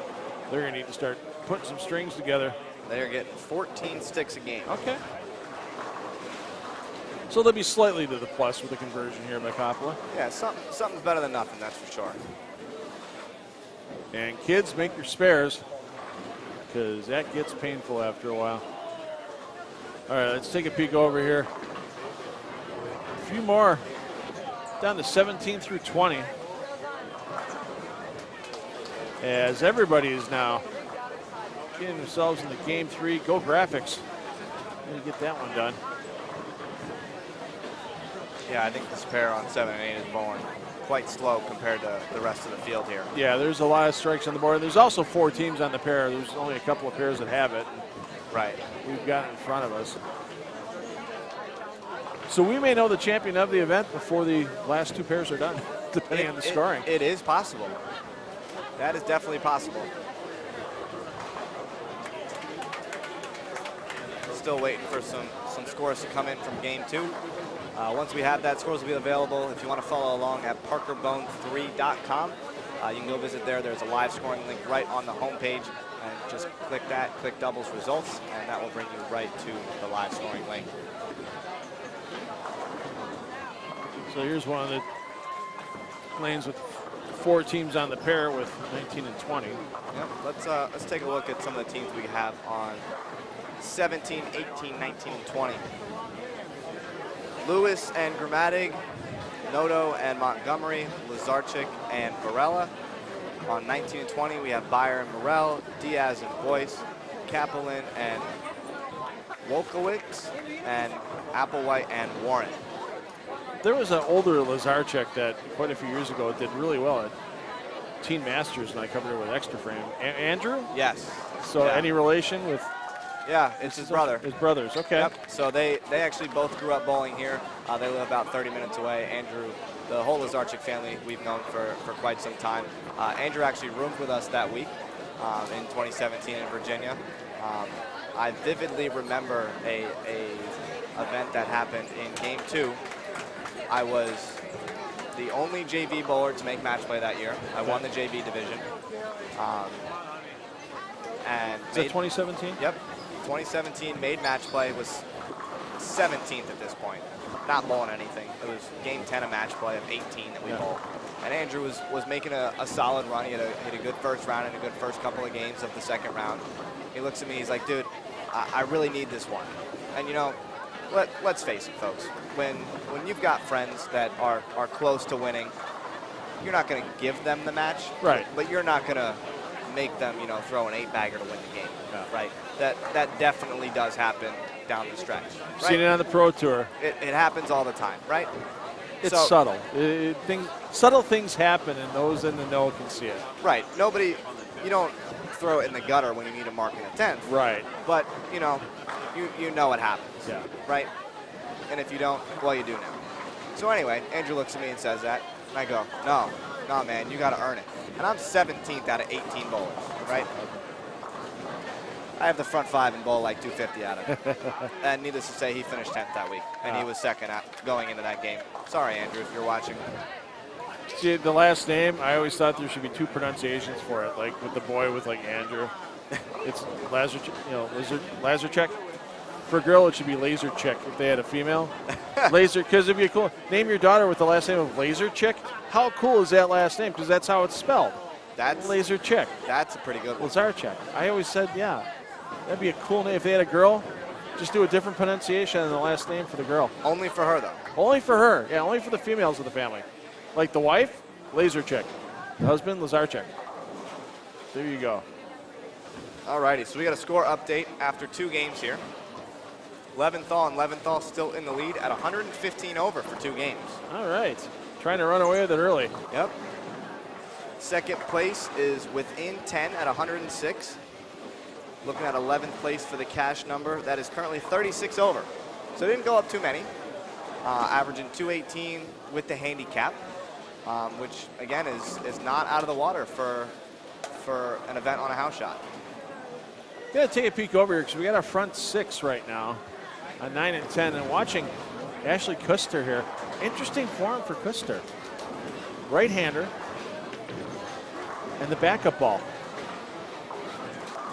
Oh, 6-8. Brutal. Good shot. She's stunned by Unfortunate it. result. And the Booth curse. And the Booth curse comes into play again tonight. I'm 2 for 3. Don't let me know you're on the front 6 because I'll ruin it for you.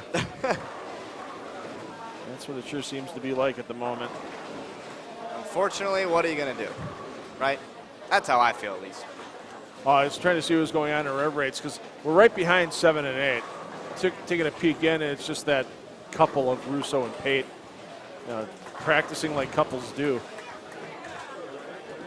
Of course, Lauren Pate just named Team USA's team that's going to a PABCON event in Peru a little later this year. So she's looking forward to going to Peru for the first time. That's going to be pretty exciting for her. Have you done international bowling? Have you gone international with your game? So we have been invited to an event in 2017, 18, and 19 in Kuala Lumpur, Malaysia. That's right. That's right. Your dad mentioned he had to take I think he had to take a senior tour event off to go with you guys one of those years. I could be wrong on that. Not a PBA event. Okay. Because this event is right after Thanksgiving. Oh, so it wasn't a PBA event. Yep. Okay. So my freshman, sophomore, and junior year of high school, we missed about 12 days of school in a row. Okay. Pretty cool. Yeah, and we had the taste of experiencing some bowling and some competition on the other side of the world. The unique formats that they have over there, where they bowl, a similar format to this, multiple squads and stuff like that. They only bowl 3 games over there. They have about 7 squads a day, and they run throughout the week. And they put out a pattern that isn't too bad, but if you get lined up for 3 games, you stay in the same pair, you can score pretty well. Okay. And, trying to understand that format and how to do that, and, it's a whole new experience. That's for sure. I will say one thing. One of the things that pleasantly surprised me was the amount of rev rate that they have. The Asians really know how to hook it. Okay. I'll say that. There is quite a bit of rev rate that actually is the first reason that I started bowling two-handed. I got back the very first year from there. It was December of 2017 that we bowled. And I was in the bottom probably 20% of rev rate. Guys could get left of 4th arrow on the fresh, and I couldn't get left of 10. Wow. And my rev rate at the time wasn't low. I mean, it was probably 350 or 400. Okay. But my ball speed was too high, which made me a speed dominant player, and I really couldn't get anything going. No. So I came home and I started practicing it and dabbling with it. Nothing really crazy. I was really just doing it for fun. Doing it on a house shot for fun. This was before any weight hole rules came into play, so I could use the same bowling balls and it not being an issue. And just started practicing it, getting better at it. Brought it into some house shot tournaments, got better at it on sport, started bringing it to some sport shot tournaments, and then completely made the switch in September of 2020. So I had actually been bowling two-handed for the better part of 2.5 years before I completely made the switch. Yeah, you'd bring it on occasion. I remember seeing some video from Teen Masters. Yep. Where you bowled some games one-handed and some games two-handed, depending on the pair you hit.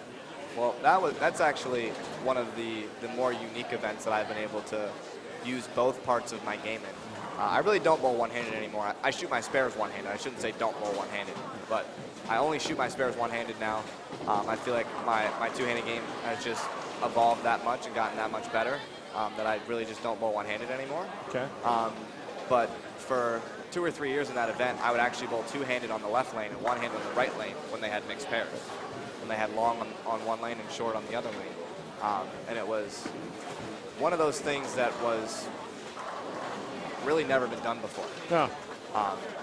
Oh, absolutely. There's not a lot of players that ever bowled one-handed and two-handed.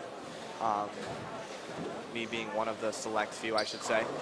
And nobody had ever done it in a format like that where they're mixed pairs and they bowled one way on one lane and one way on the other lane. Yeah. It had been something that I had dabbled with, but over the course of that 3 or 4 year stretch that I actually did it, it was cool to see. So I will say, here's a good one. So I'm bowling Teen Masters in 2021 in Detroit. And this was coming on like 8 or 9 months of completely bowling two-handed. I had shot my spares the weekend before, two-handed, and for the 2 months prior, two-handed, experimenting with it. And I had shot spares awful the weekend before. I mean, I was missing a spare game. I mean, it was flip a coin if I could make one. Was not doing that at a tournament where I got to shoot my spare straight. Right. So I bring the one-handed one just in case, right? Hadn't thrown it in 2 months. Hadn't thrown a ball one-handed in 2 months before this event, okay? 5 minutes into the practice session, I decided to shoot my spare straight, one-handed, because I couldn't get my two-handed ball to go any kind of straight. Make that decision. And when I tried it on the short, my track was so bad, it actually went in between my middle fingers and right of my thumb. And most of them go right of all 3 holes. Yeah. It was in between my, yes. They go left of all 3 holes typically. It was so far to the right, yep. It was in between my middle fingers and right of my thumb. So it was almost to the point of a real true full roller. Yeah, it was. Hey, Tom Smallwood, you got any advice for me? Yeah, it was bad. And, you know, I couldn't get my ball to hook a fish, but I knew the short hooked a decent amount. And I could fiddle with it enough where I could make it work two-handed. So we bowl on the long, day 1. I bowl okay. Get to the short, they hook about 5 more. The trick that I had didn't work anymore in practice. So with 5 minutes left in practice, Dad goes, "Why don't you try bowling one-handed?" Okay, give it a try. Keep in mind, I haven't thrown a ball one-handed in 2 months besides that practice session 2 days prior. Yeah. Decided to bowl one-handed. Second on the squad at 140 over. And hadn't bowled a block one-handed since September of 2020. And this tournament was in July of 2021. So I was like, huh, okay, neat. And I ultimately had a trick that nobody else had, because that event, that year, I should say, on the short, anyone with any kind of rev rate had to throw it to 1-2. There was no hole that they could create. Okay. Which, if you got 3, 4, 5, you were going high every time. And if you obviously got it right at 1-2, it went in the gutter. Yeah. So a lot of the two-handers really didn't bowl that great on the short unless they had a trick. And my trick, I could actually create hold 3, 4, 5 even And that was, I mean, You go from having 2 inches to hit tops to having 4 inches to hit. It's going to loosen up the swing a lot. Right. So I could actually, hit the pocket and score. Right. So that was a fun one. I think I finished 13th or 14th that year. But again, the last year that I bowled one-handed and two-handed on both lanes, so we didn't bowl this year. But yeah. All right. So you already said you want to bowl. You have bowled internationally. Where's one place you want to go and bowl that you haven't done it yet? Oh. There's got to be some place where you've seen some tournaments your dad may have gone to in the past or something like that. That Love you really to want go to. I think the center. No, it's not Kuwait. I think it's Dubai. Okay. That they have the center that's like 6 stories high or something like Oh. that. That I didn't know. I don't. How big that center is. They had something there within the last 2 or 3 years. They had I know Tom Hess won the senior, the gold medal in the senior men in the World Championships last year in Dubai.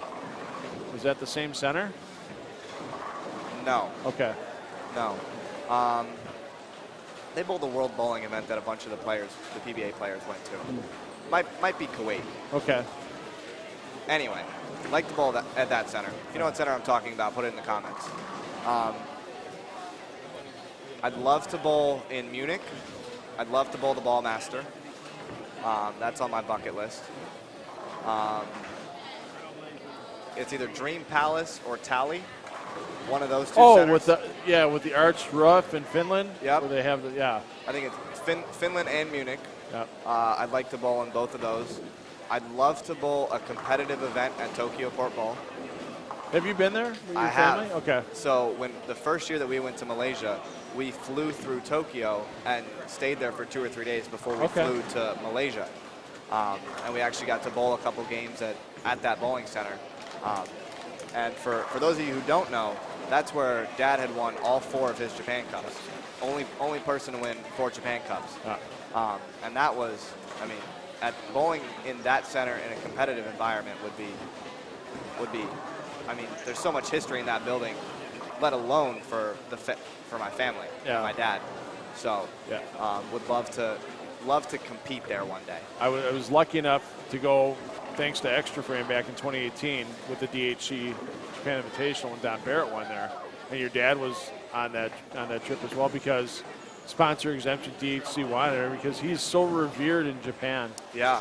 It's amazing. There was one lady there, I swear I was waiting for your dad to turn around, and I thought she was going to take like a pair of scissors out of her pocket, clip a lock of your dad's hair and take it home with her as a souvenir. Wow.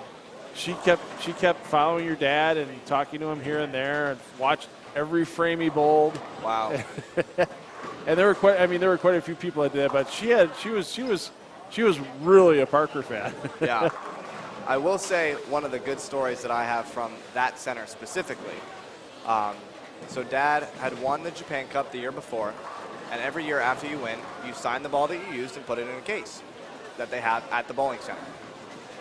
So Dad goes back for the next year, bowls the first round, doesn't bowl the greatest, comes back, and he's looking at his balls, and he doesn't really know what he's going to throw. Remembers he's got this ball in the case. this green tracer he's got in a case at this bowling center that he hasn't thrown since the year prior, that he's signed and put in this case. Asks the tournament director, hey, can I get that ball out of the case and throw it? Yeah, I don't see why not. So the people at Tokyo Port Bowl let him take the ball out of the case. Sharpie comes off in a couple of frames. Leads the tournament, wins the tournament, back-to-back champion. The Japan Cup, signs the ball, put it back in the case. See, I had a friend of mine that got an autographed ball, and they plugged it and used it. The Sharpie didn't come off. It was an old steel Rhino. Oh wow! And I forgot who autographed it for him, but he used it, and the autograph never came off. And we were going through the line. We used to have the ball check line at ABC Nationals, now USBC Nationals. Right. You'd have the ball check line you have to go through, and my buddy's bringing it through, and the guy wants to throw it out because of the autograph. And this guy, my buddy's looking at him and goes, "It's no different than an engraving." I don't know about that. And so they call over one of the ABC supervisors. The guy comes over, looks at it, and he goes, "Just let it through." Yeah, it wasn't like you drill the a hole and put mercury in the ball or something like that. Right. Yeah, so those are ultimately a couple of the cool places I'd like to go. I'd like to go Bohn, Rio, or Brazil. I'd like to hit the continents, really. I think Danielle McEwen has done an incredible job of traveling the world in her young ages. Yeah. When I look at the number of events that she's bowled over the last 5 or 6 years, I mean, even 10, 8, 9, 10 years. Forget bowling on Team USA, but she bowled a bunch of the world bowling events. And I think that's one of the coolest ways you can see the country going to bowl a tournament, too. Right. Hopefully that kind of comes back a little bit so it makes it worthwhile, because the last couple of years, you haven't seen too many names off the PBA Tour going overseas because there really hasn't been a lot of World Bowling Tour events. Right. I mean, I'm looking right now, and they've got the Lucky Larson going on in Sweden. Yep. I've seen Tom Hess posting about it, and I don't know if there's any other USA pros over there right now. Yeah, that's another one I'd like to go bowl, too. I don't believe anybody gets hit by a car while carrying a case of water to keep the nickname of Lucky. Oh, but my. I guess he's lucky to still be alive. So yeah, I guess you can. I guess you can keep it. Yeah. Yeah. So yeah, that was 2019. Yeah, that was 2019. Yeah. I mean, ultimately, one of the dreams would be to, travel around with my friends like, Brad and Kyle doing those guys with the house, with the same idea that we have, with the crew, all our friends that we grew up bowling with. We've got this journey of starting out youth bowling in some, some smaller events with some national events along the way, whether it be SYC or junior gold. But I mean, now we've got, college events for, the ones that are, bowling in college. To watch that journey, I look at, a 10-year plan here, right? Okay. How cool it would be to see a couple of us, really go out and try the tour and, room together, travel together, ultimately watch each other have success, and, I mean, even Hall of Fame careers, and I'm speaking way down the line now, but to watch that success and that journey over such a long stretch of time and a long period of time would be, the ultimate dream and the journey that you want to be on. So for the crew, is it like an initiation process, then a secret handshake, or I mean, I'm sure there's people that want to be part of the crew. Hey, how about that? How about Another that? one. Lemero's been the split making machine tonight. Well done, young man. Hey, if you're gonna get into trouble, find a way to get out of it. Nice cover again. That's beautiful.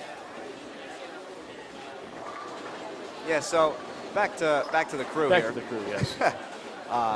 Another split conversion got in the way, but that's all right. Good things can get in the way. Right. So it's really just the group of guys that we're hanging out with. That's really about all of us. Group guys or girls, whoever really we're hanging out with is the crew for that week. So it just kind of morphs together. Yeah. It doesn't. There's nothing that actually happens to bring everybody together. It's organic. Happens. It just kind of breathes and happens, and it turns into a big living being of the crew. Yeah. So.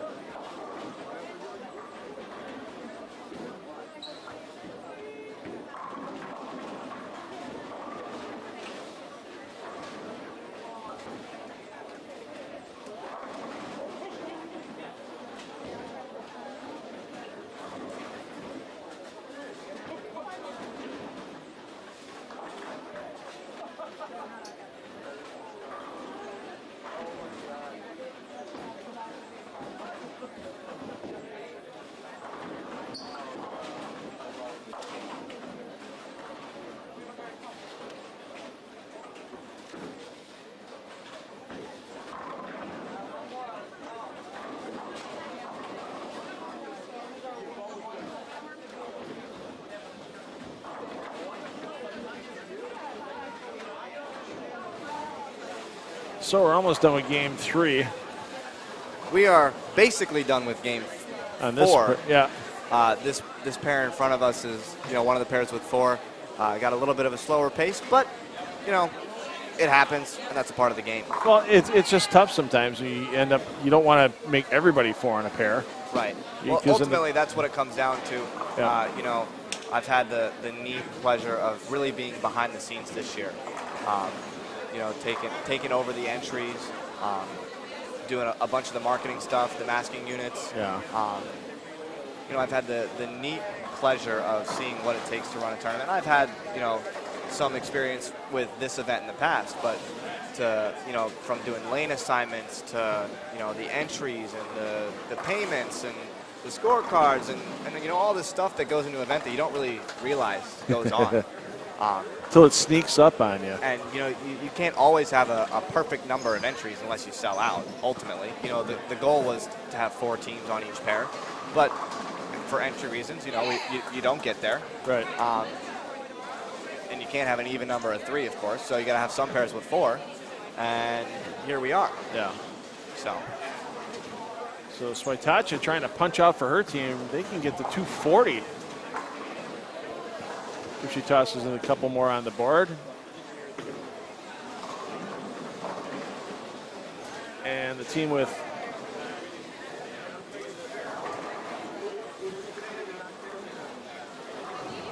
Archangel trying to finish things up for her team. And there's a 232 on the board.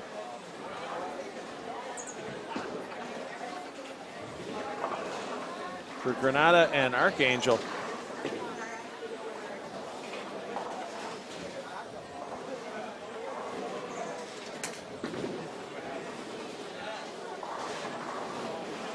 $229 for Switacha and Coppola. That's going to get them slightly into the plus with their handicap. But a lot of work to go here as we are done with 3 games on this pair entering game 4. So we're going to get a 3-game update here on our website here shortly. We have a new clubhouse leader. Brandon Bohn and Andrew Blaney at 172 over, and they're bowling scratch. Yeah, nothing like averaging almost 260. Yeah, currently averaging 257 for their 3 games. What pair are they on? Because they may be done with game 4 coming up pretty quick. 27 and 8. Yep, so they're getting pretty close. Let's take a peek over really quick. And they are letter B. So they've got 258 out. They got 224, 269, 279 the first 3 games here. Cash number at the moment is 56 over. So, all right, so again, that's slowed down a little bit. It was 224 after game 1. Yep. With the handicap, and now we're down to 218-ish. Yeah, so, again, like we talked about, not out of the water. Right. Not out of the water at all. So this team in the lead now has a 49-pin lead over second place. Kafinas and Peters are in second at 123 over. Let's see if we had any high games that really jumped in. Ochino and Tacone both 245 to get to 58 over. They're in 10th place right now at the moment. So I feel a 7-10 conversion coming on. We're going to go over to lane 12 here for a second before your brother's team shoots at lane 27. You feel it? I feel it. Get the field goal. Wow, that was a bad feeling. So much we're going to buy the lottery ticket at the counter here in a few minutes. Oh my God. Wow. That was halfway down the lane.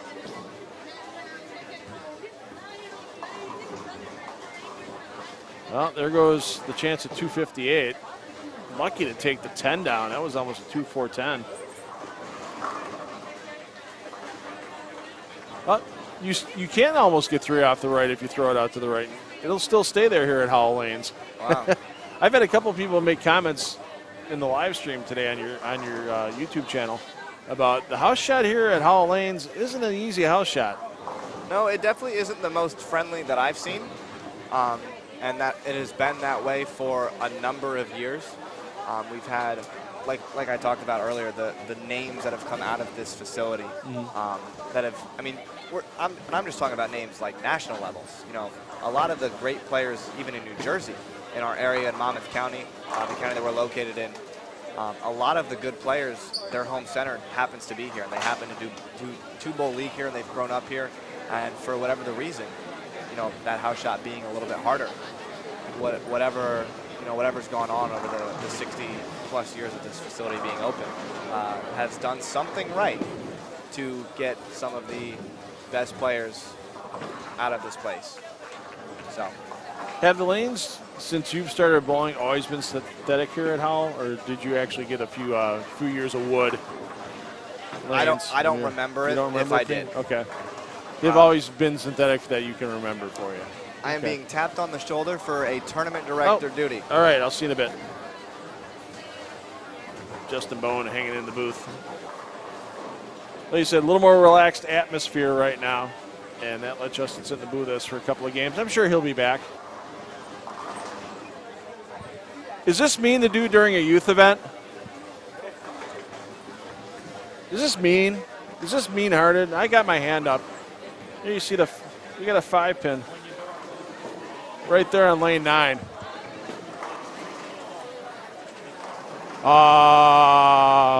We tried. That's the thing. Sometimes you still get the young players that don't know what that means yet. You gotta start them early. Make sure they know that the 5-pin really means something.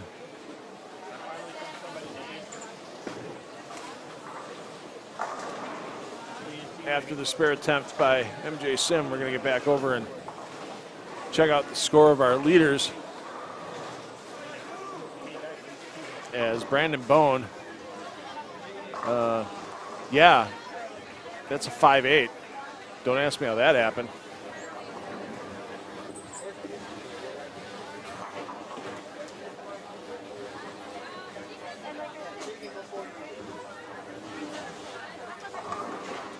Picks it up, so he's looking at a 236 maximum for the team. So his team, average-wise, is going to come down a little bit.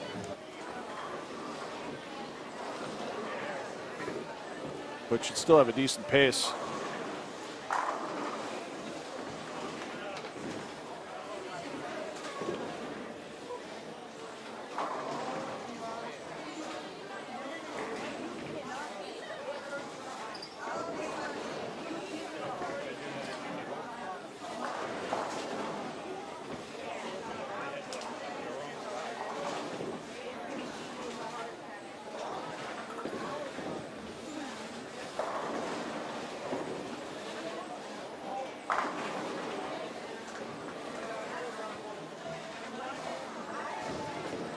How you doing, CJ? Pretty good? Saw you started with a spare. That was your spare, right? Your turn again? Yeah, your turn. Throw a strike for me, buddy.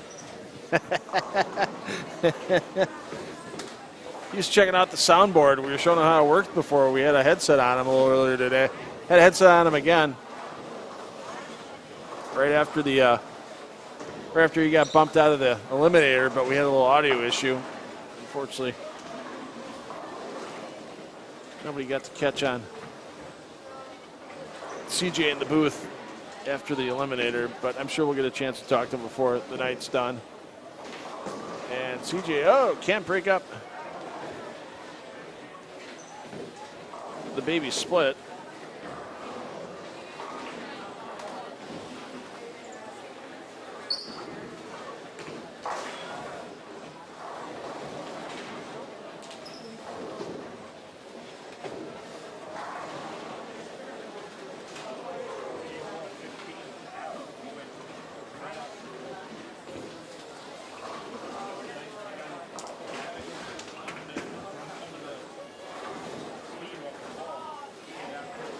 So a nice prize fund for a fun event for these young players. And then tomorrow it's back to the grind.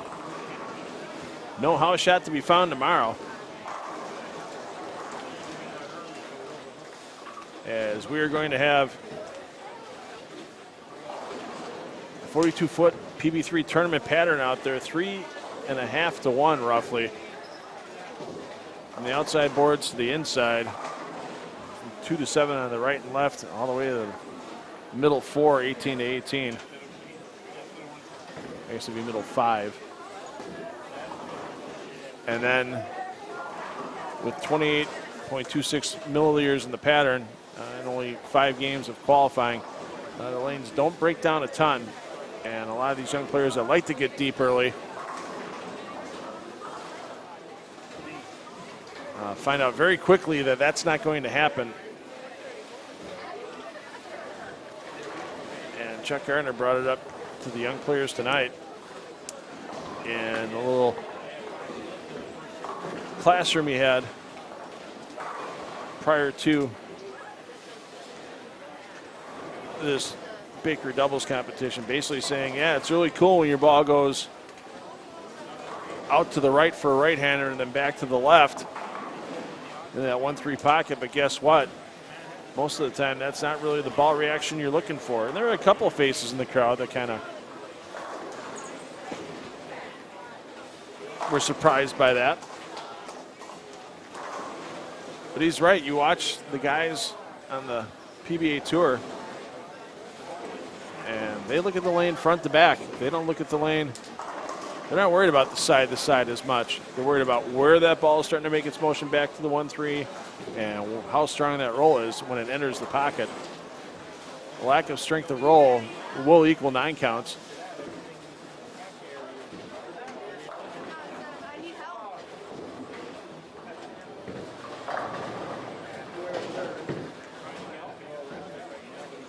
I got, oh, that's a little too loud, CJ. Bring it down a little bit. There you go. Now I got CJ as my sound engineer, my A1, they call it in the business. Of course, pretty much any crew sheet right now I'd fill out, I'd be in every position being a one-man crew. Not a bad thing, though. Sure, a little lower cost still means we get all these feeds out to you. It may not be FS1 quality, but guess what? It's PB3 quality. And I know the fans at home, we don't have, well, instant replays wouldn't do us any good right now as quick as the action keeps going. But it was nice being on part of the crew during a couple of those super regionals. The PBA had Coldwater, always glad to be back in Coldwater. Sorry I missed out in Jonesboro, Lubbock, and Chesapeake, Virginia. Still haven't been to Chesapeake. I got to get there. It looks like a gorgeous bowling center in a nice area. Love my friends at Hijinks in Jonesboro. They also hosted a PBA Junior regional event earlier in the year in Jonesboro. And of course, Lubbock. My friends in Lubbock, the Evans family. So many events Jimbo and Sunday Evans put on for the PBA in a year.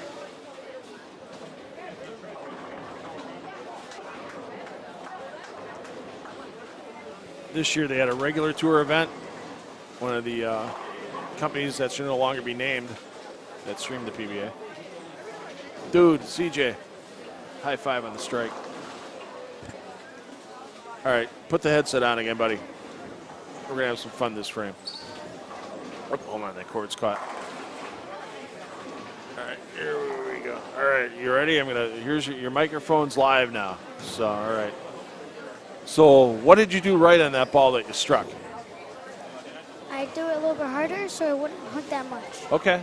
Now, you have 2 different plastic balls. I see you change balls a couple of games in. Do they actually roll that much different for you, or are they different weights maybe, or are they the same weight? It's just new, and that one's just pretty old, so it just hook more or less. Okay. So the newer surface doesn't hook as much as the old ball does? Yeah. Cool. And what weight bowling ball are you throwing right now? And ice. And how heavy is it? 13 pounds. Oh, you're throwing 13. Holy cow. I would have thought that you were throwing like 12. You got more muscle than I thought you had. So Justin Bohn was talking about you when we were watching you before, and Justin says, as you get older, keep working on your legs as your base, being a two-hander. That'll help you get your ball speed up. So he says, a little bit of running and some squats and some burpees, and you'll be bowling strength in no time. You do a lot of running? Not that much. Not that much? I do from the law. So no, I'm kidding. It's a joke. Don't worry. I could just hear your mom panicking at home right now if she's watching when I go, yeah, I'm running from the law. No, just a joke. So you got some pretty fun people you're bowling with right now. Making a couple new friends out there? Or? Yeah. So they're all cheering you on during that Eliminator. They were high-fiving you. The Lamoureux brothers were high-fiving you. Savannah was high-fiving. So these young ladies throw the ball pretty good, don't they, out here on your pair? I wouldn't want to bowl them. As good as they throw it, they'd probably beat me. Of course, I haven't thrown a bowling ball in a couple of years, so I think you might even have a chance against me. What's your highest game so far? On a sport jet is 212, I think. Dude, on sport, 212? Yeah. Holy cow. Or 214. That is amazingly good. And of course, how'd you do it? You made all your spares that game too, didn't you? Yeah. You know how important a spare game is. I see you getting upset when you miss them because, you know, easiest way to get your score better. They're just spares. Yes, indeed. I'm like, that's like Virginia. Okay, so somebody came up from Virginia to bowl. Okay. I was looking at the state on their shirt. It took me a second to make out the shape. All right, your brother got the spare. It's going to be your turn to double it up here momentarily. So who's your second favorite Pro Bowler? Monty. Jason? Yes. I'm just killing time. I mean, you guys got to start throwing more strikes or something. Then I don't have to kill time. He threw a strike. He's got time to sit up here and talk, see? I know you had some strikes before. I should have had you in here to talk to. Your brother says you're better at talking than he is. Is he right? Yeah. Okay. Can I tell you a Jason Belmonte story? Because Jason doesn't like me. Sure. Yeah. I said he was my fourth favorite Australian bowler of all time, and he got mad. And yeah, he doesn't. I don't think he's a fan of my commentary. I'm not 100% sure, but you're up or in? Andre, come here.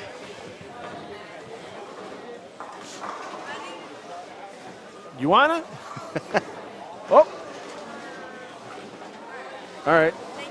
Yeah, okay. Put him on. I'll put the slider on. Here we go. We got CJ Sim stepping up now. All right, your brother gave a little commentary about your game a little bit earlier about, you know, how good it was. He didn't rip on you at all. So, what do you like best about your brother's game? Let's see. He's a mini-me. Okay. He likes to throw plastic. He kind of has to throw plastic, doesn't he? He kind of does. Wow. He's pretty good. I mean, his high game is 212 on a sport shot. That's what he just said. Like when they first started doing sport bowling, like long before you were born. It was 2000 and 2001 we did sport bowling. It was the first year. And I think it took me 4 weeks before I shot 212, and I was a 200 average bowler at the time. Wow. I think it took me 4 weeks before I shot my first 212 game. Huh. It was a while. Hey, well, you finally did it. So how different are you playing the lanes now from when you had to play on the sport shot earlier today for the 42-foot pattern? Is it a totally different ball that you're using and everything? Yeah. Okay. So from what I was doing earlier, so like first game, first block, I was throwing a purple hammer, and I was trying to play like down and in, keeping it close to the pocket, so I could leave makeables. But I played 149 my first game, but then picked myself up, kept my head up, made my spares, and I shot 190, 230. But then I ran into a little bit of trouble because transition hit for me, and shot 150 with only one strike and 3 opens. Okay.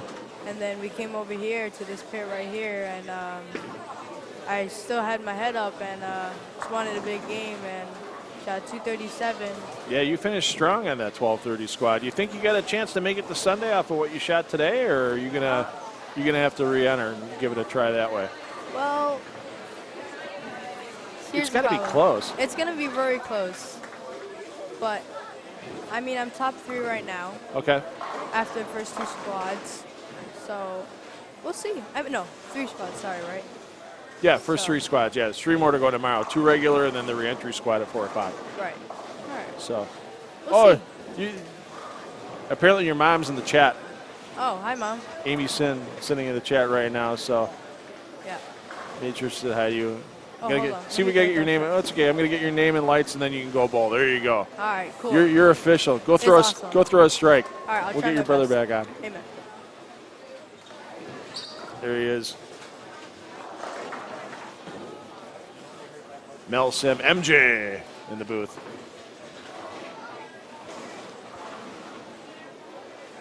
We'll try to find CJ again in a second. Oh, dude, styling with the.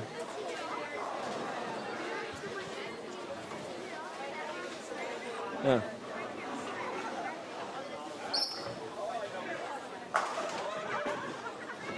Those are some sharp Dexters. Black with red trim. I like those. I actually got a pair of the 900 Gs that look like that. Yeah, jump back on, MJ. Absolutely. Yeah, you threw a strike. We'll jump you back on. Thank you. I can't find any other volunteers. All these other kids just want to sit here and bowl. Nobody wants to get on the microphone and talk about how good they're bowling. Hey, if your brother here can set you up in the 10th frame, you punch. 204, that's a really good game for you guys for being Baker, because you guys get 50-some pins a game, a handicap. 100%, yeah. Yeah, thanks to your brother. So Yeah, I start love that making a run. Yeah. We'll see. I mean, we're we're +5 right now. Yep. So if we could still keep our head up, hopefully he spares this one, we'll do good.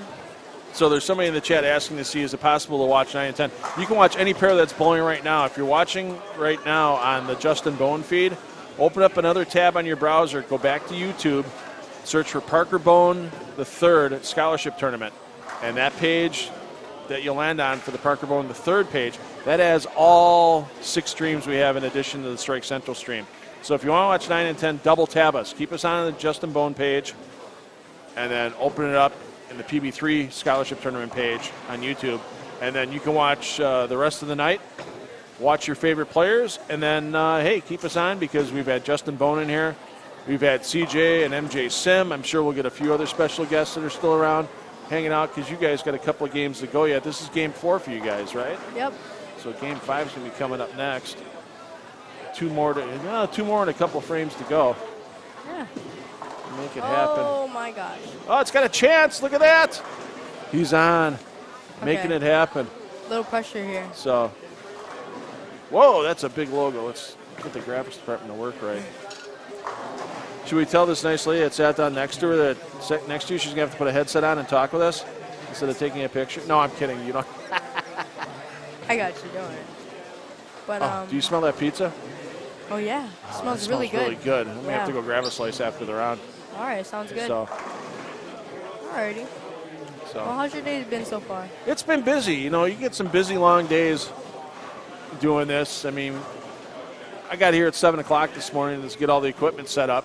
Well, thank you for First doing squad was that. at 9. Well, hey, and make sure you thank Parker and Leslie Bohn, too, for bringing me in. So couldn't have done, they worked with me. We got it all happening, and I'm glad all the parents and family and friends at home are able to watch the entire house all weekend long. I don't think there's any junior tournaments other than Junior Gold, and even Junior Gold, you couldn't watch every pair because there are just so many kids. Have you been to Junior Gold? Yes, sir. So did you bowl the 12 and under this last year, or were you in the 15 and under? 15 and under. 15 and under. How'd you do? So, first 3 days, I was minus 76. Oh, that's not bad at all there. 45th place. Okay. 46th place. Yeah. But then, Day 4 got you. Day 4 got me. I got into my head. I didn't make the best shots. Didn't make my spares, and it really told me that this is what I need to practice on: my mental and my spares. What'd you like best about Chuck talking in rev rates today. Did you take something away from that? You're gonna. Yeah. So I literally recorded the whole entire thing. Nice. Right. Smart kid. But he really said the basics are the most important. So focus on the basics. As much as people kind of laugh at sometimes that aren't real competitive bowlers when they say trust the process. Well, that's the thing. The process, the more you can be robotic and repeat actions, that's how you get your success in the sport. And then you make the small subtle adjustments and go from there. All right. So all right, we're gonna let you get back to your finishing your 10th frame. We're gonna get Justin Bohn back on here. All right. Thank you. Thanks a lot. MJ Sim got to finish off. Oh, trust me, this booth hasn't been empty since you got away, Justin. Yeah. I noticed you had one of my personal biggest fans, as I would say. Mel's been a huge supporter of me since, I would say, probably close to day one. Okay. Comments on every single one of my videos within the first 30 minutes. Bought a crew sweatshirt. One of the biggest supporters that I know. He's a massive fan. I've seen him around. It's really cool to see, people like that in the bowling world and come up to me and, say hi and say they're a supporter. Those things are really meaningful and they mean a lot as he gets the infamous 6 count. Yeah, well, hey, we've seen some big splits made tonight in this pair by Joseph Lamoureux. Yeah. We'll see if MJ Sim can make it happen here. As we've got teams done with. There's got to be some teams done with 6. Yeah, I was going to say, some teams got to be all the way through, and we're going to have 2 more to go on this one. So yeah. Oh, we got a front 7 alert we'll get to after the 10th frame here for these teams. Over on lanes 19 and 20.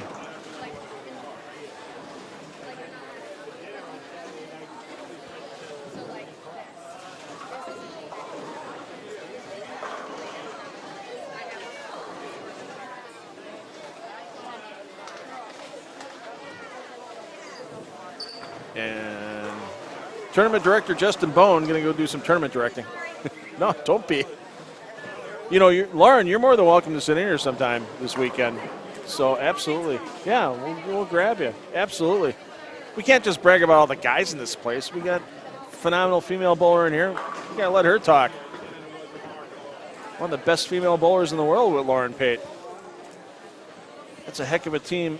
And we'll talk about that tomorrow with Lauren, that she's going to get the bowl with, including Stephanie Johnson down in Peru later this year. And we just saw Shannon O'Keefe's last event at a PABCON event in Brazil.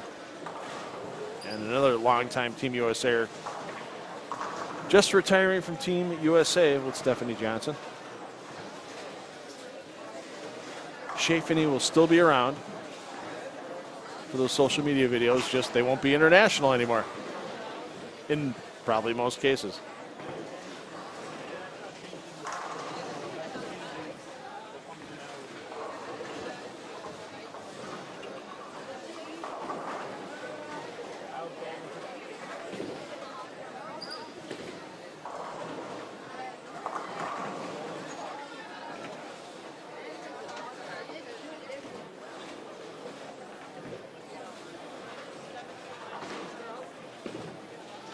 So the team with the front bunch over in 19 and 20 is a team of Bryce and Diaz. And we'll get you over there to take a peek at their 8th frame. Unfortunately, the distance they are away from me, I don't know whether it's Diaz or Boyce rolling the rock in the 8th frame. It's a lefty, so I think that is Boyce from earlier today. And the commentator jinx hits again. Son of a gun. I'm 3 for 4, switching to a pair and at least a 6-bagger.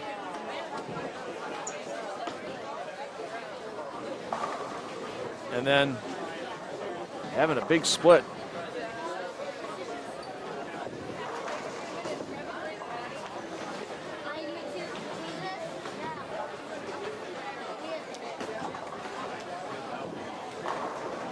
Let's see if Boyce can pick up that 3.67 after coming in light. Can't do, and now their maximum is going to be in the 265 range. Let's get back to our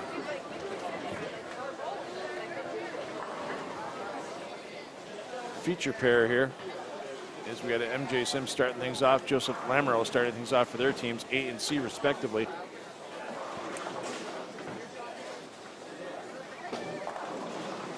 Granada and Archangel, they're coming off a solid last game.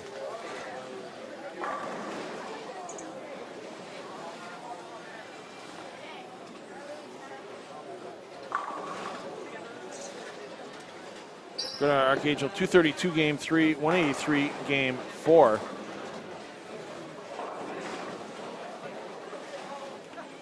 Switacha and Coppola. Solid last two games, 229, 191. They're catching a few pins of handicap.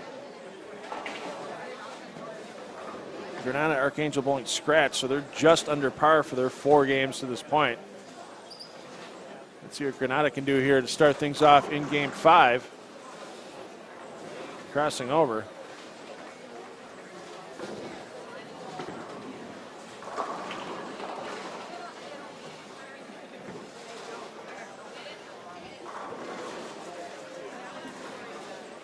And through the magics of the graphics department. There we go, game 5. 2 games to go.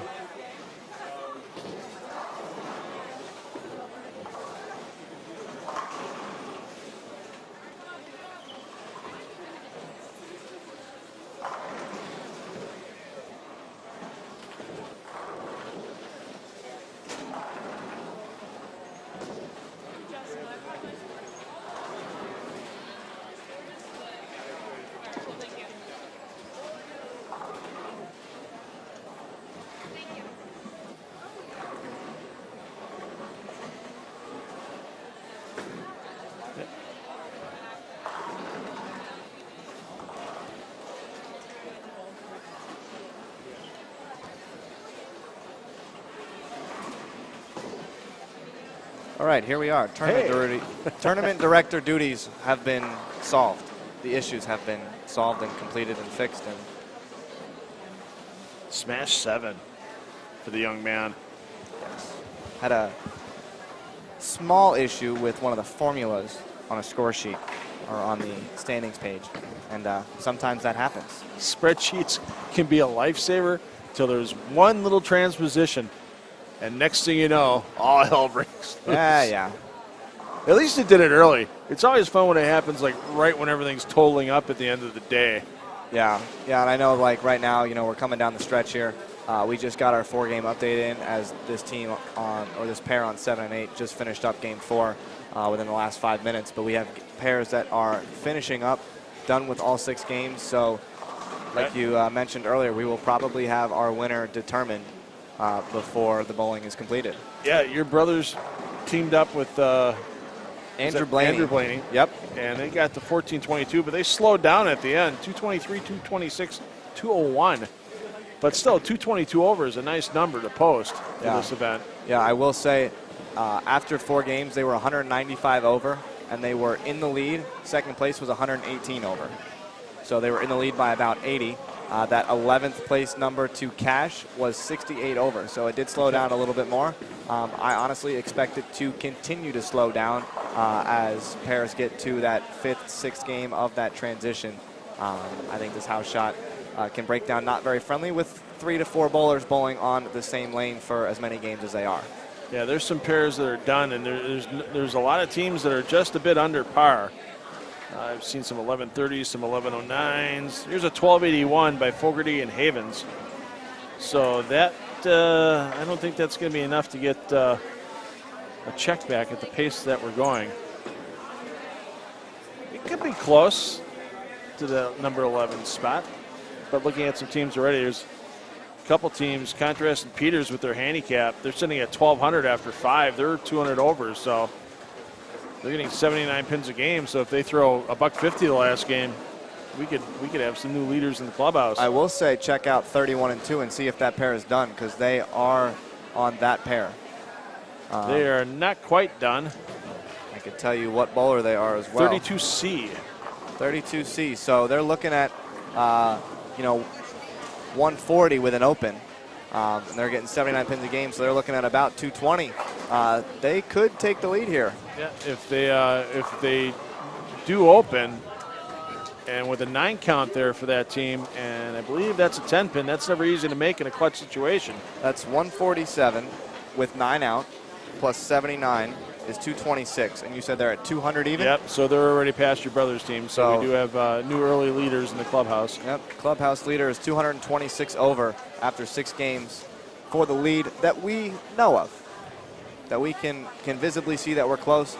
Like we mentioned, they were 80 behind them with 2 to go and made a massive run. And it looks like they are going to shoot 147, and they are going to take the lead by 4 sticks. Yeah, the other 2 teams on that pair, 1151. Yeah, they weren't that close and not getting a lot of handicaps. So don't see anybody else fighting for the lead on that pair currently. Coppola, boy, he tries to strap that bad boy up on the last step. That's a little painful to watch there. I tried to do that at my age. I'd need a sling and icy hot and a couple other things. As the day goes on, hey, Lamoureux mixes them up.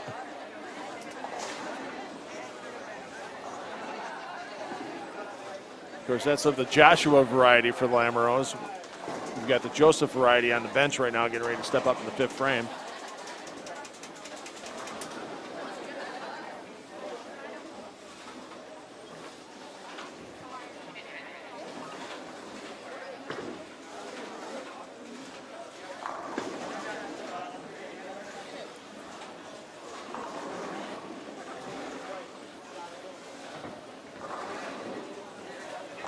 Tough break for the Sims right now as they're leaving 9 counts and unfortunately not successfully converting what's left.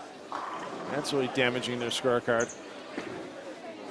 As Swataka decides it might be time to visit that bowler's emergency room that she has on the front of her shirt. I went there once, but they called me dead on arrival. Good night, everybody. Enjoy the next act. 2-drink minimum. It's still in effect. I couldn't do it to the little guy. I almost had my hand in the air for the 5-pin. I can't do that to my buddy CJ. Not going to happen. Hey, spare, buddy. Hey, I got to ask you. Grab that headset for a second. All right. Do you know what happens when you leave a 5-pin and everybody in the crowd goes like this? So you know what that is. We did that to somebody before and they didn't know what that is. So I had my hand up in the air. So what would have happened if you would have missed that 5-pin? You would have to buy me a soda, darn right. So way to be clutch and make that 5-pin. That's a tradition that should always be in effect in bowling. You miss, you got to buy somebody a soda when it's done. So, or whatever, flavored water, Kool-Aid. So you can't do soda all the time. I used to be able to drink soda like mad. I can't do that anymore because I'm too old. How about that strike by your brother? That was pretty. It's one of those strikes where, like, if they have the old bowling textbooks on how to bowl, they put a picture of all the pins mixing with each other on the cover. I'm old enough to remember I had to read a bowling book to learn how to bowl. I didn't have YouTube. Do you watch YouTube to learn how to learn bowling tips and stuff like that? No. Only did like 2 times. Okay. But do you watch Justin Bohn's channel a lot on YouTube? Sometimes when my brother watches it, I'll just watch along. Okay. Do you have a favorite video of Justin's that you've watched, or no? Okay. I'll have to ask your brother what his favorite Justin video is. So I got to start watching a little bit more of Justin's stuff. He put some pretty fun stuff out there. I saw today that he was doing imitations of pro bowlers. Like when Pete Weber did the "Who do you think you are? I am." Lucky bounce. No. You ever seen somebody make a 7-10 in person? No. It's pretty cool when it happens because nobody expects it. You just kind of throw at it and go, maybe it'll bounce. Maybe you'll get lucky. when we were younger, when we were bowling, and we'd leave at 7-10, my brother always says, CG, don't go for it. Let my brother go for it. Let my dad go for it. As he throws it like hard. Okay. We wanted to see it bounce. All right, we're going to make it official. We got a graphic made for you. You ready, CJ? In the booth, CJ Sim. It's pretty cool, huh? So you can take a screenshot of that when you get home? Put it on your wall. You up again? All right. Yeah. We pull that slider down for you. It's time to try to double as Sim leaves the booth. Sim has left the booth. He hasn't left the building. He's going to try to put a double on the board, follow up his brother's 5th frame strike.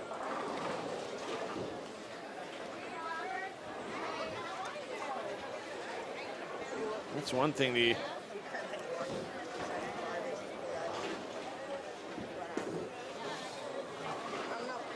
seating here at Howell Lanes can't get the 10 to fall on the high crossover hit. It's cool because it's old bar stool seating, so you can just kind of spin in and out. 50 styles diner seat bar stools, so those are pretty cool. I've been having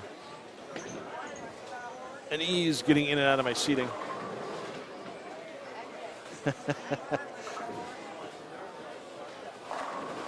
Well, Cosmic, he's not 7, he's 9, and he has more revs than a lot of us.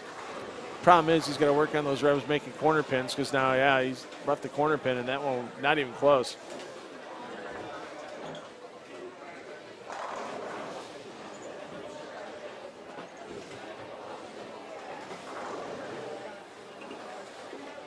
Taka here with the wide open, gaping wound on the score sheet.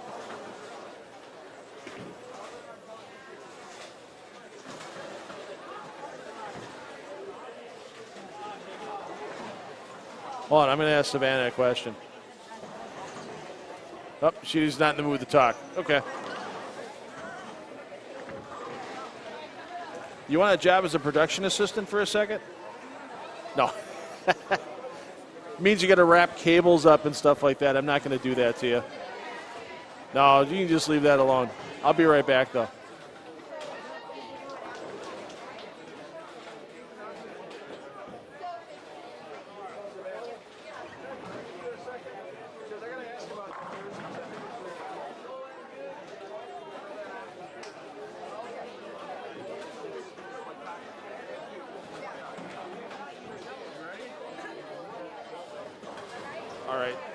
This is my vote for coolest jersey of the tournament so far, and you've seen it all night.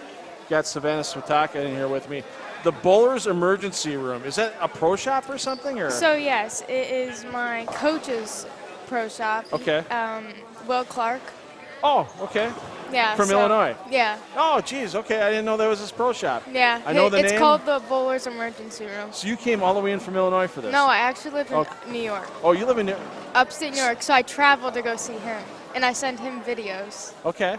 Yeah. Well, that's really cool. Does he drill up your equipment too? Do you have somebody? Yes. Oh, he does everything for you. Yeah, and he'll like send it back to us. Yeah, I know. I used to. Joey Serrar is a very familiar name to a lot of people in bowling. He used to do ball reviews in Bowler's Journal, and he was my ball driller since I was this high. Mm-hmm. And he's had people that moved away from Milwaukee that still get their stuff drilled by him, or they send him. It's the same thing. He's such a great ball driller. How did you meet Will? Well, we saw Jillian bowl so well, and then my dad is always like kind of like was talking to him at Junior Golds and stuff, and then we finally went out to see him, and I've stuck with him. Okay. Yeah, this is my first year with him, so and I really like him. I'll have to drop. I haven't seen Will in a while, but I'll have to definitely drop him a note. And that is such an awesome jersey. It's really cool. The blood stains and all that other stuff. I joked around before. I said, I'd go to the Bowlers Emergency Room, but they find me dead on arrival. So with my game. So hey, well, good luck the rest of the night. You bowling tomorrow? I am. What squad are you on? First squad. First squad, 9 a.m. We'll see you bright and early. So good luck the rest of the way. Thank you. Yeah, coolest jersey I've seen at the event so far. So it doesn't get better than that. Thanks, Savannah, for stopping in the booth. Savannah Swataka. And, Will, I don't know if you're watching or not, but if you are, hey, she should get a little something. Yeah, she should get a little promo for that or something like that. Make sure Will looks at it on the stream. Let them know. Well, we'll throw a logo up there next year for you for a small additional fee, or give her 10% off on something. Yeah, that's definitely a very familiar name to me in Illinois bowling with Will Clark.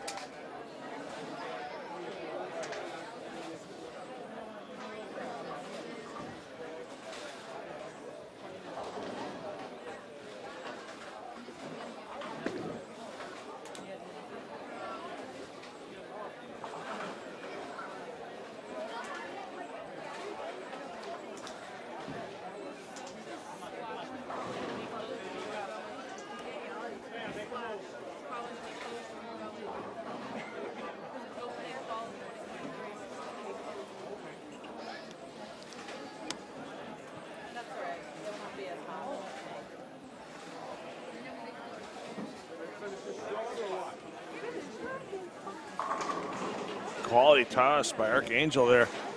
Trying to get her team with Granada back in the 200 range this game.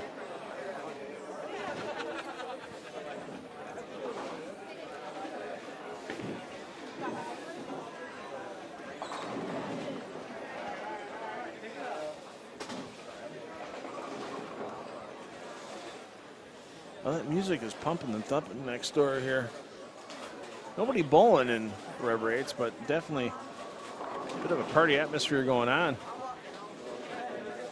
Yeah, some of the players, they're done with their bowling.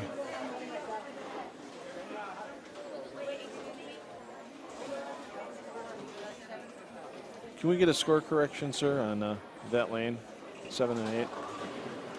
Taking Justin Bowie, he's getting ready to put the headset back on, and I put him to work.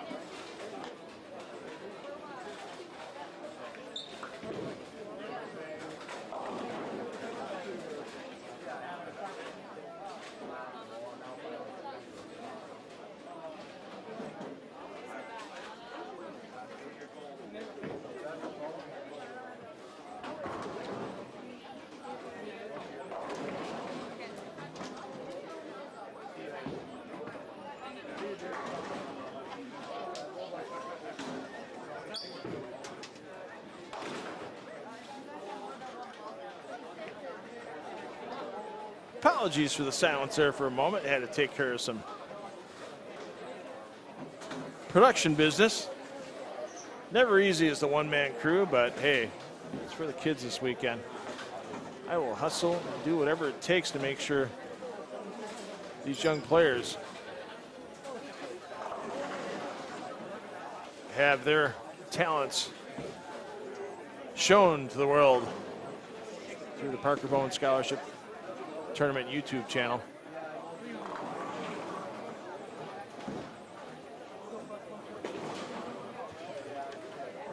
I made him laugh. He knows what it is. So I'm not going to do it to him in the middle of a tournament. The old hand in the air 5. Yeah, I'm not going to do it to him. Justin might, but I don't know. Oh, family's in. All right, here we go. There's no way CJ's missing this. Ain't no way. Ain't no way. Ah! I put too much pressure on the young man. He's done. I'm on his enemies list for life now.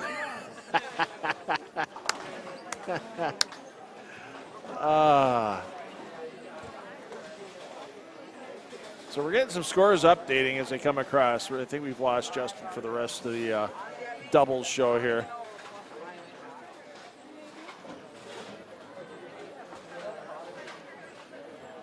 And unfortunately, some of these scores aren't having the handicap run in yet. So unofficially, we've got Kofinas and Peters in the lead,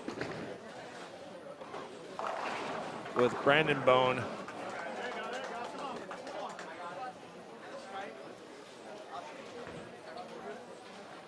and his partner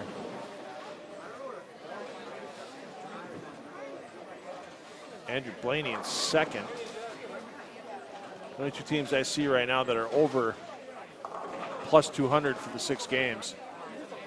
Most of the teams are done, so they're getting scores verified. We have 3 pairs remaining in our coverage, so if you want to watch bowlers that still might be in play on 9 and 10, or bowlers that are in play on 19 and 20, those are teams that have 4 teams on a pair, but it looks like this pair we are with here.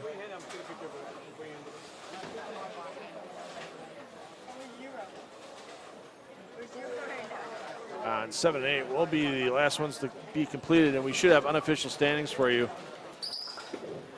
from Justin Bohn as we near the end of game 6. I don't see any of these teams in contention here on 7 and 8 at the moment. So while we're waiting for game 6 to start,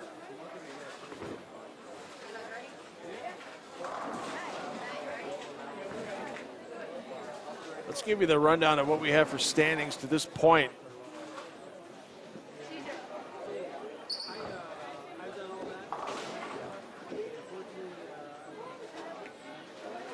Let's start with the under 15 girls division. There's only been a couple of participants so far. You got 7 entries,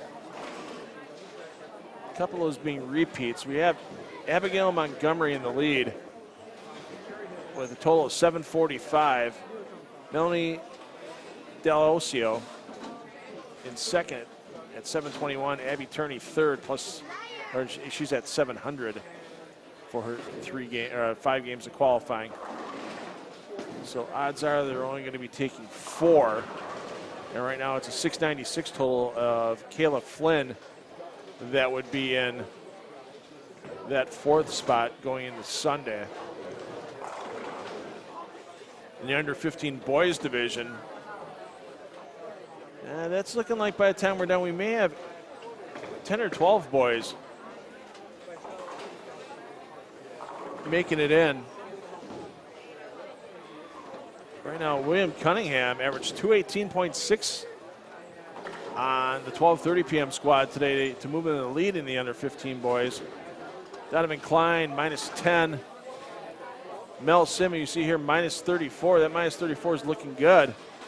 Matthew Sundberg, minus 64, and Kai Struthers, minus 83 are your top 5 at this point. So, yeah, I'll tell you what.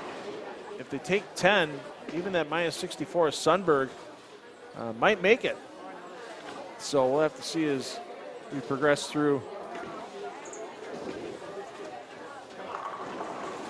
the remainder of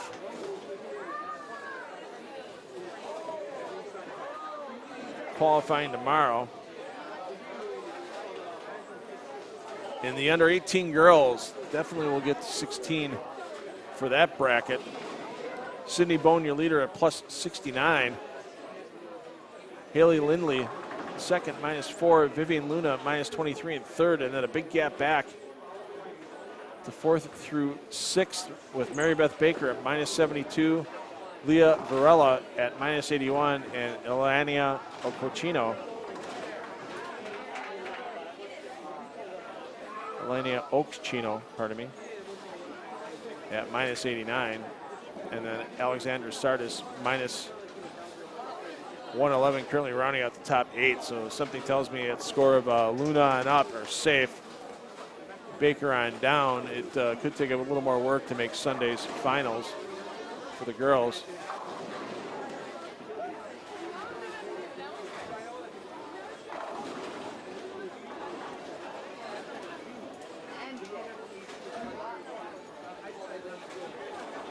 And in the under 18 boys division,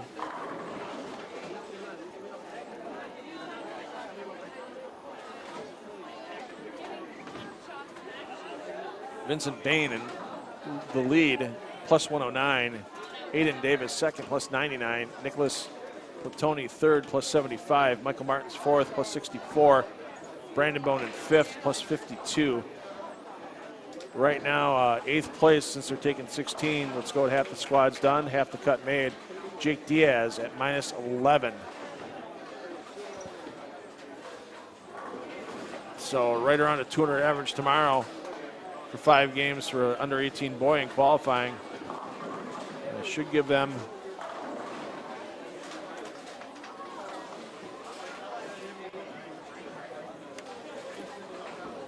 a good chance to make Sunday's match play round.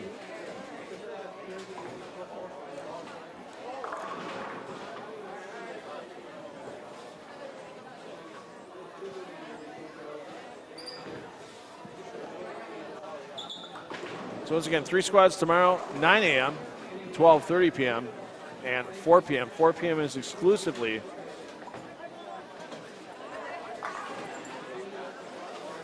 for the players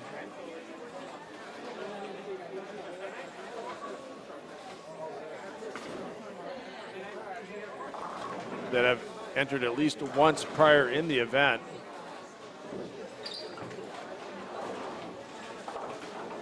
And I know from talking with Justin Bohn a little while ago, I believe all squads tomorrow are filled.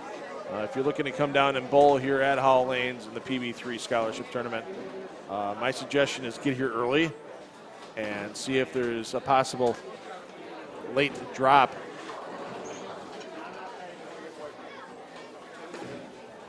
in one of the squads that maybe your bowler might be able to squeeze themselves into.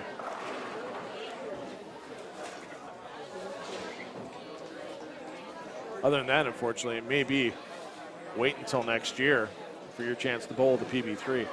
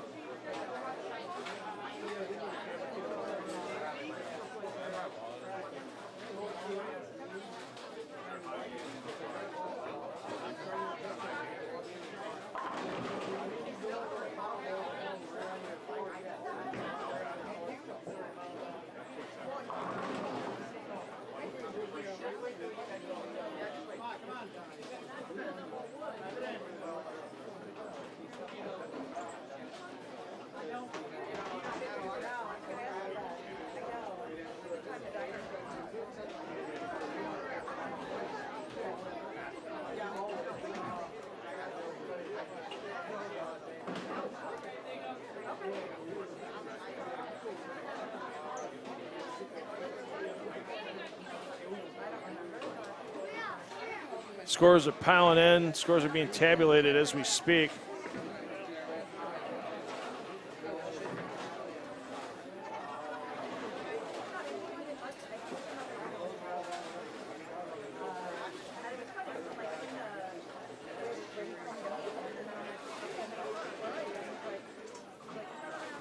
And we'll try to get you something updated here.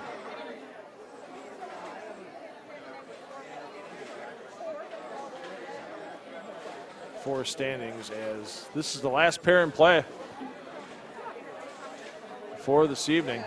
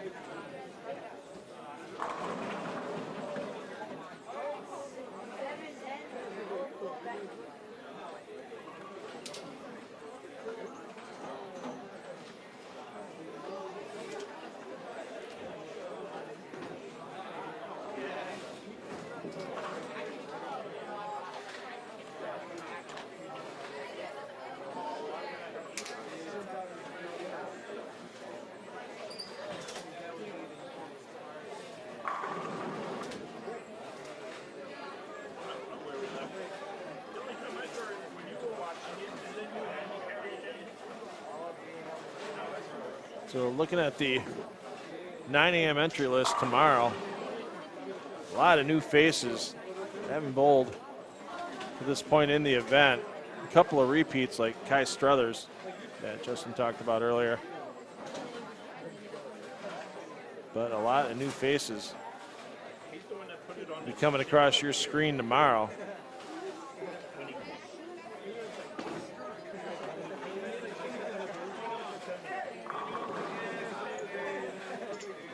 Eliana Ochino, also another repeat I see that's trying to improve her position into making Sunday's finals.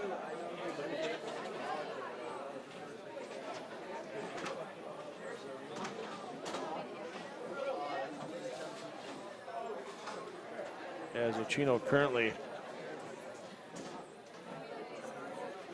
in 6th place in the girls 18 and under at -89. Yeah, she's definitely going to want to improve on that to see action on Sunday.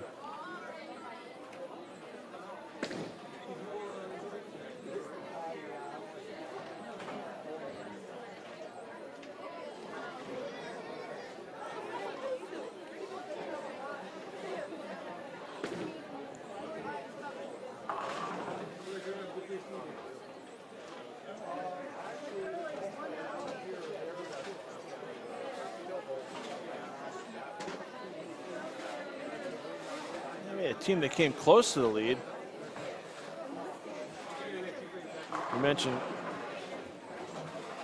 Kofinas and Peters, currently your leaders in the clubhouse. Drew and Daliasio currently sitting at plus 193, so they fell about 50 pins short.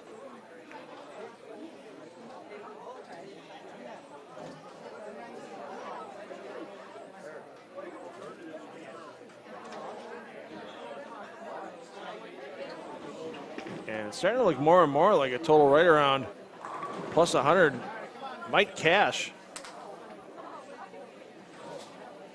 in this event. I mean, winning's nice, but hey, getting that scholarship check going home with you is always a good consolation prize.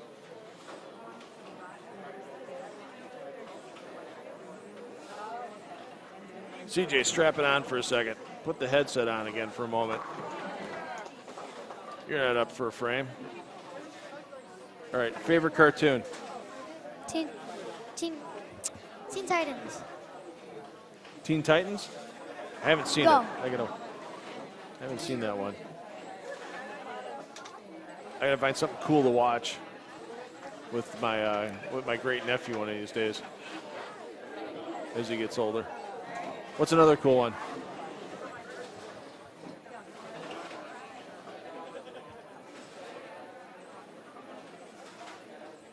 Turtles. Oh, that's a classic too. I mean, that's been around. I used to play that when it was a game in the arcade when they first started coming out with the live action Teenage Mutant Ninja Turtles. I'm showing how old I am now. I mean, I might be a little older than your dad, but I bet you he watched Teenage Mutant Ninja Turtles when he was a kid. So what's the game plan after you're done throwing the last ball tonight? You going to go out and get a late dinner maybe? Tuck some girls at the paddock back here? Probably stay at the hotel. Stay at the hotel? All right. Maybe You don't have school already, do you?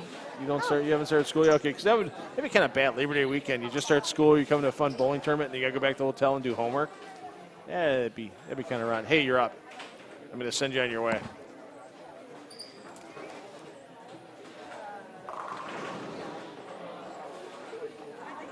I think CJ's running out of gas. When I couldn't get him to talk on the headset, here, let's get MJ in there. Let's get a good answer. All right, here we go. All right, favorite cartoon? Favorite cartoon?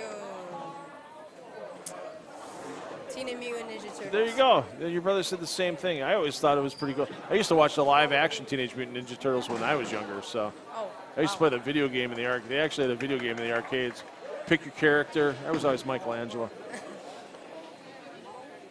Holy cow. That ball had a turn signal on it. It moved so hard to the left. He's throwing plastics there. Yeah. When it gets even when it still gets friction, it's going to go. So those are some. You got the same. You got the. My wife would love that color, that blue.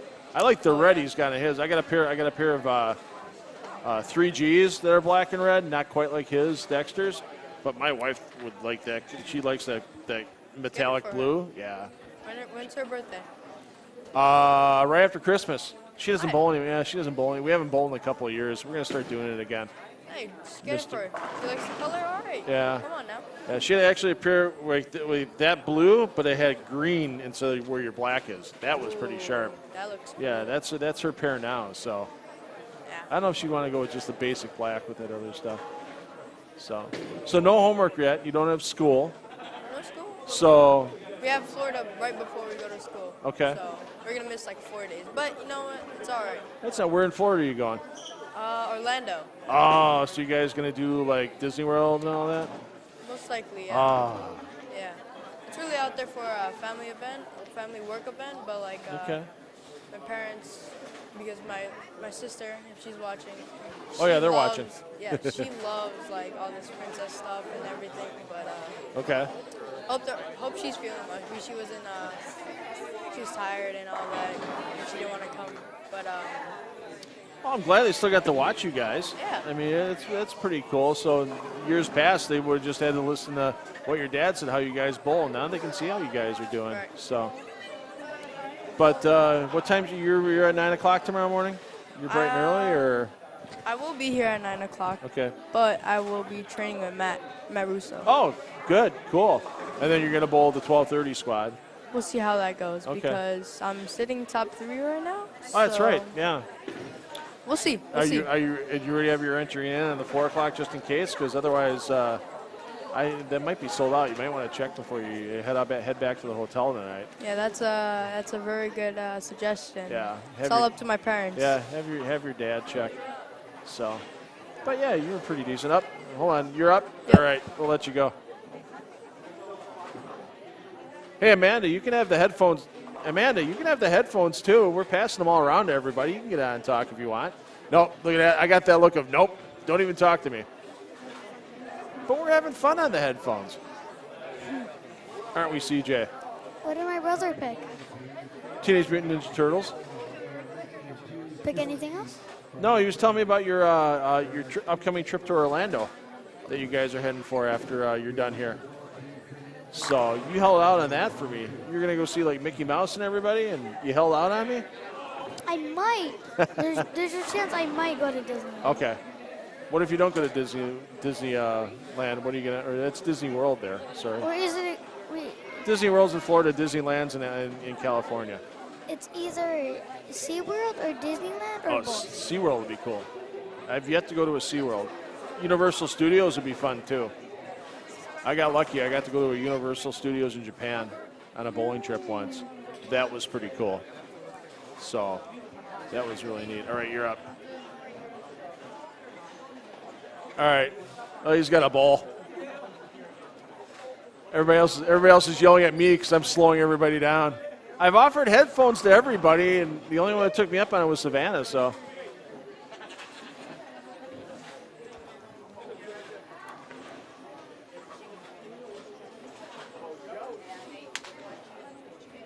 I asked Amanda if she wanted to be on there. She looked at me like I had a third eye.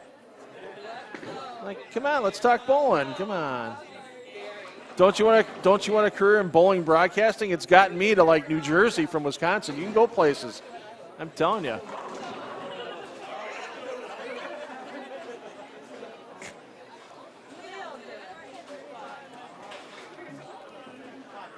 Let's talk bowling. See all the young ladies look at me like I got a third eye. All the guys are like, yeah, give me the headset. So, it's the first one. Nope. It's yeah.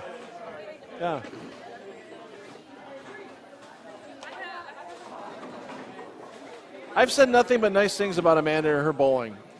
So, yeah. All right. All right, let's get the microphone down here. All right, so I'm from Wisconsin, so I really don't know many of the youth bowlers around here, so you have to identify yourself for me. I'm Leah Varela from Brick, New Jersey. And you bowled earlier today, yes, if I remember correctly, and you're sitting pretty well in the girls under 18, aren't you? I think fifth. Fifth, so. yeah, so I think you'll be okay for getting into Sunday, so. Make sure we get pictures of this. Put it all over social media for her. I'm not the one blushing. It's all her. So I assume that you bowl high school here in New Jersey? Yes. I heard you guys don't bowl any Baker competition for high school. What's up with that? That's so much fun. I started some high school programs in Wisconsin back in the day. Most of the high school tournaments in Wisconsin are Baker tournaments. So much fun. So cool. Yeah, we only get Baker in the finals. So. Yeah, they do most of the regular season in Baker in Wisconsin. So we do things a little different there. We also have, it's funny because like watching the parents tonight, it's like a big social event in Wisconsin. It's like the parents are hovering over the kids, watching every shot, getting ready to give unsolicited advice to the kid. All right, so what do you know about Amanda here? She's stepping up. It's a 10th frame. She's looking to punch out and have a good finish for the night going into tomorrow. What do you know about her game? I know that when she's in a lot of pressure, she can perform well. So, okay. Has she bowled yet in qualifying? I don't think she has. I don't think she has. So she must be bowling, trying to get in everything tomorrow. So are you going to re-enter if you have to, or are you just going to let it happen as it? Yeah, if I have to. If you have to, okay. So you're going to line it up before you go tonight? Because it sounds like a lot of people are like worried about the cuts, and they're talking to Justin about. I'm on the wait list. You're on the wait list, okay. Yeah. So that's fine. You're proactive. You're already on the wait list, and some people will make it, and some people will drop out. Oh. I've seen this made on TV before. Just so you know, Amanda, no pressure here. It's just a few. Oh, you've been making splits all night, dude. Joseph's been making splits all night. It's phenomenal. Oh, geez, don't fall off the. Don't fall off the stool. I wanted to see. Justin, do you want your spot back? I just wanted to make sure. And that's not going to be a conversion. Well, hey, thanks for sitting in with me. Good luck welcome. tomorrow and the rest of the weekend. Hopefully see you in Rev Rates on Sunday, because if you make it over there, it's a very good thing. It means you're in the last two. So I will try my very best. All right, go get some rest. Thanks for sitting in. And with that, absolutely.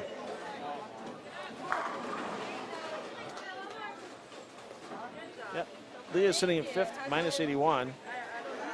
And with that, we're ready to end our broadcasting day, ladies and gentlemen. As Justin's mentioned many a time, get the verified, fully completed Baker doubles standings at parkerbohn3.com. Spell out Parker, spell out BOHN, and then use the number 3.com. Tomorrow, 9 a.m. Eastern, squad number 4 of this tournament I want to thank all my guest color commentators this evening. I want to thank Leo. I want to thank Leo just sat in. I want to thank CJ, buddy. Thanks for sitting in, man. Fist bump. Thanks to your brother MJ as well. And have a good time with your dad. And if I see you tomorrow here, I'm sure we could probably sneak you on one more time. Cool. Tell everybody good night. Good night, everyone. See you tomorrow. Thanks, dude. Just leave it. Just set it down right there. And I'll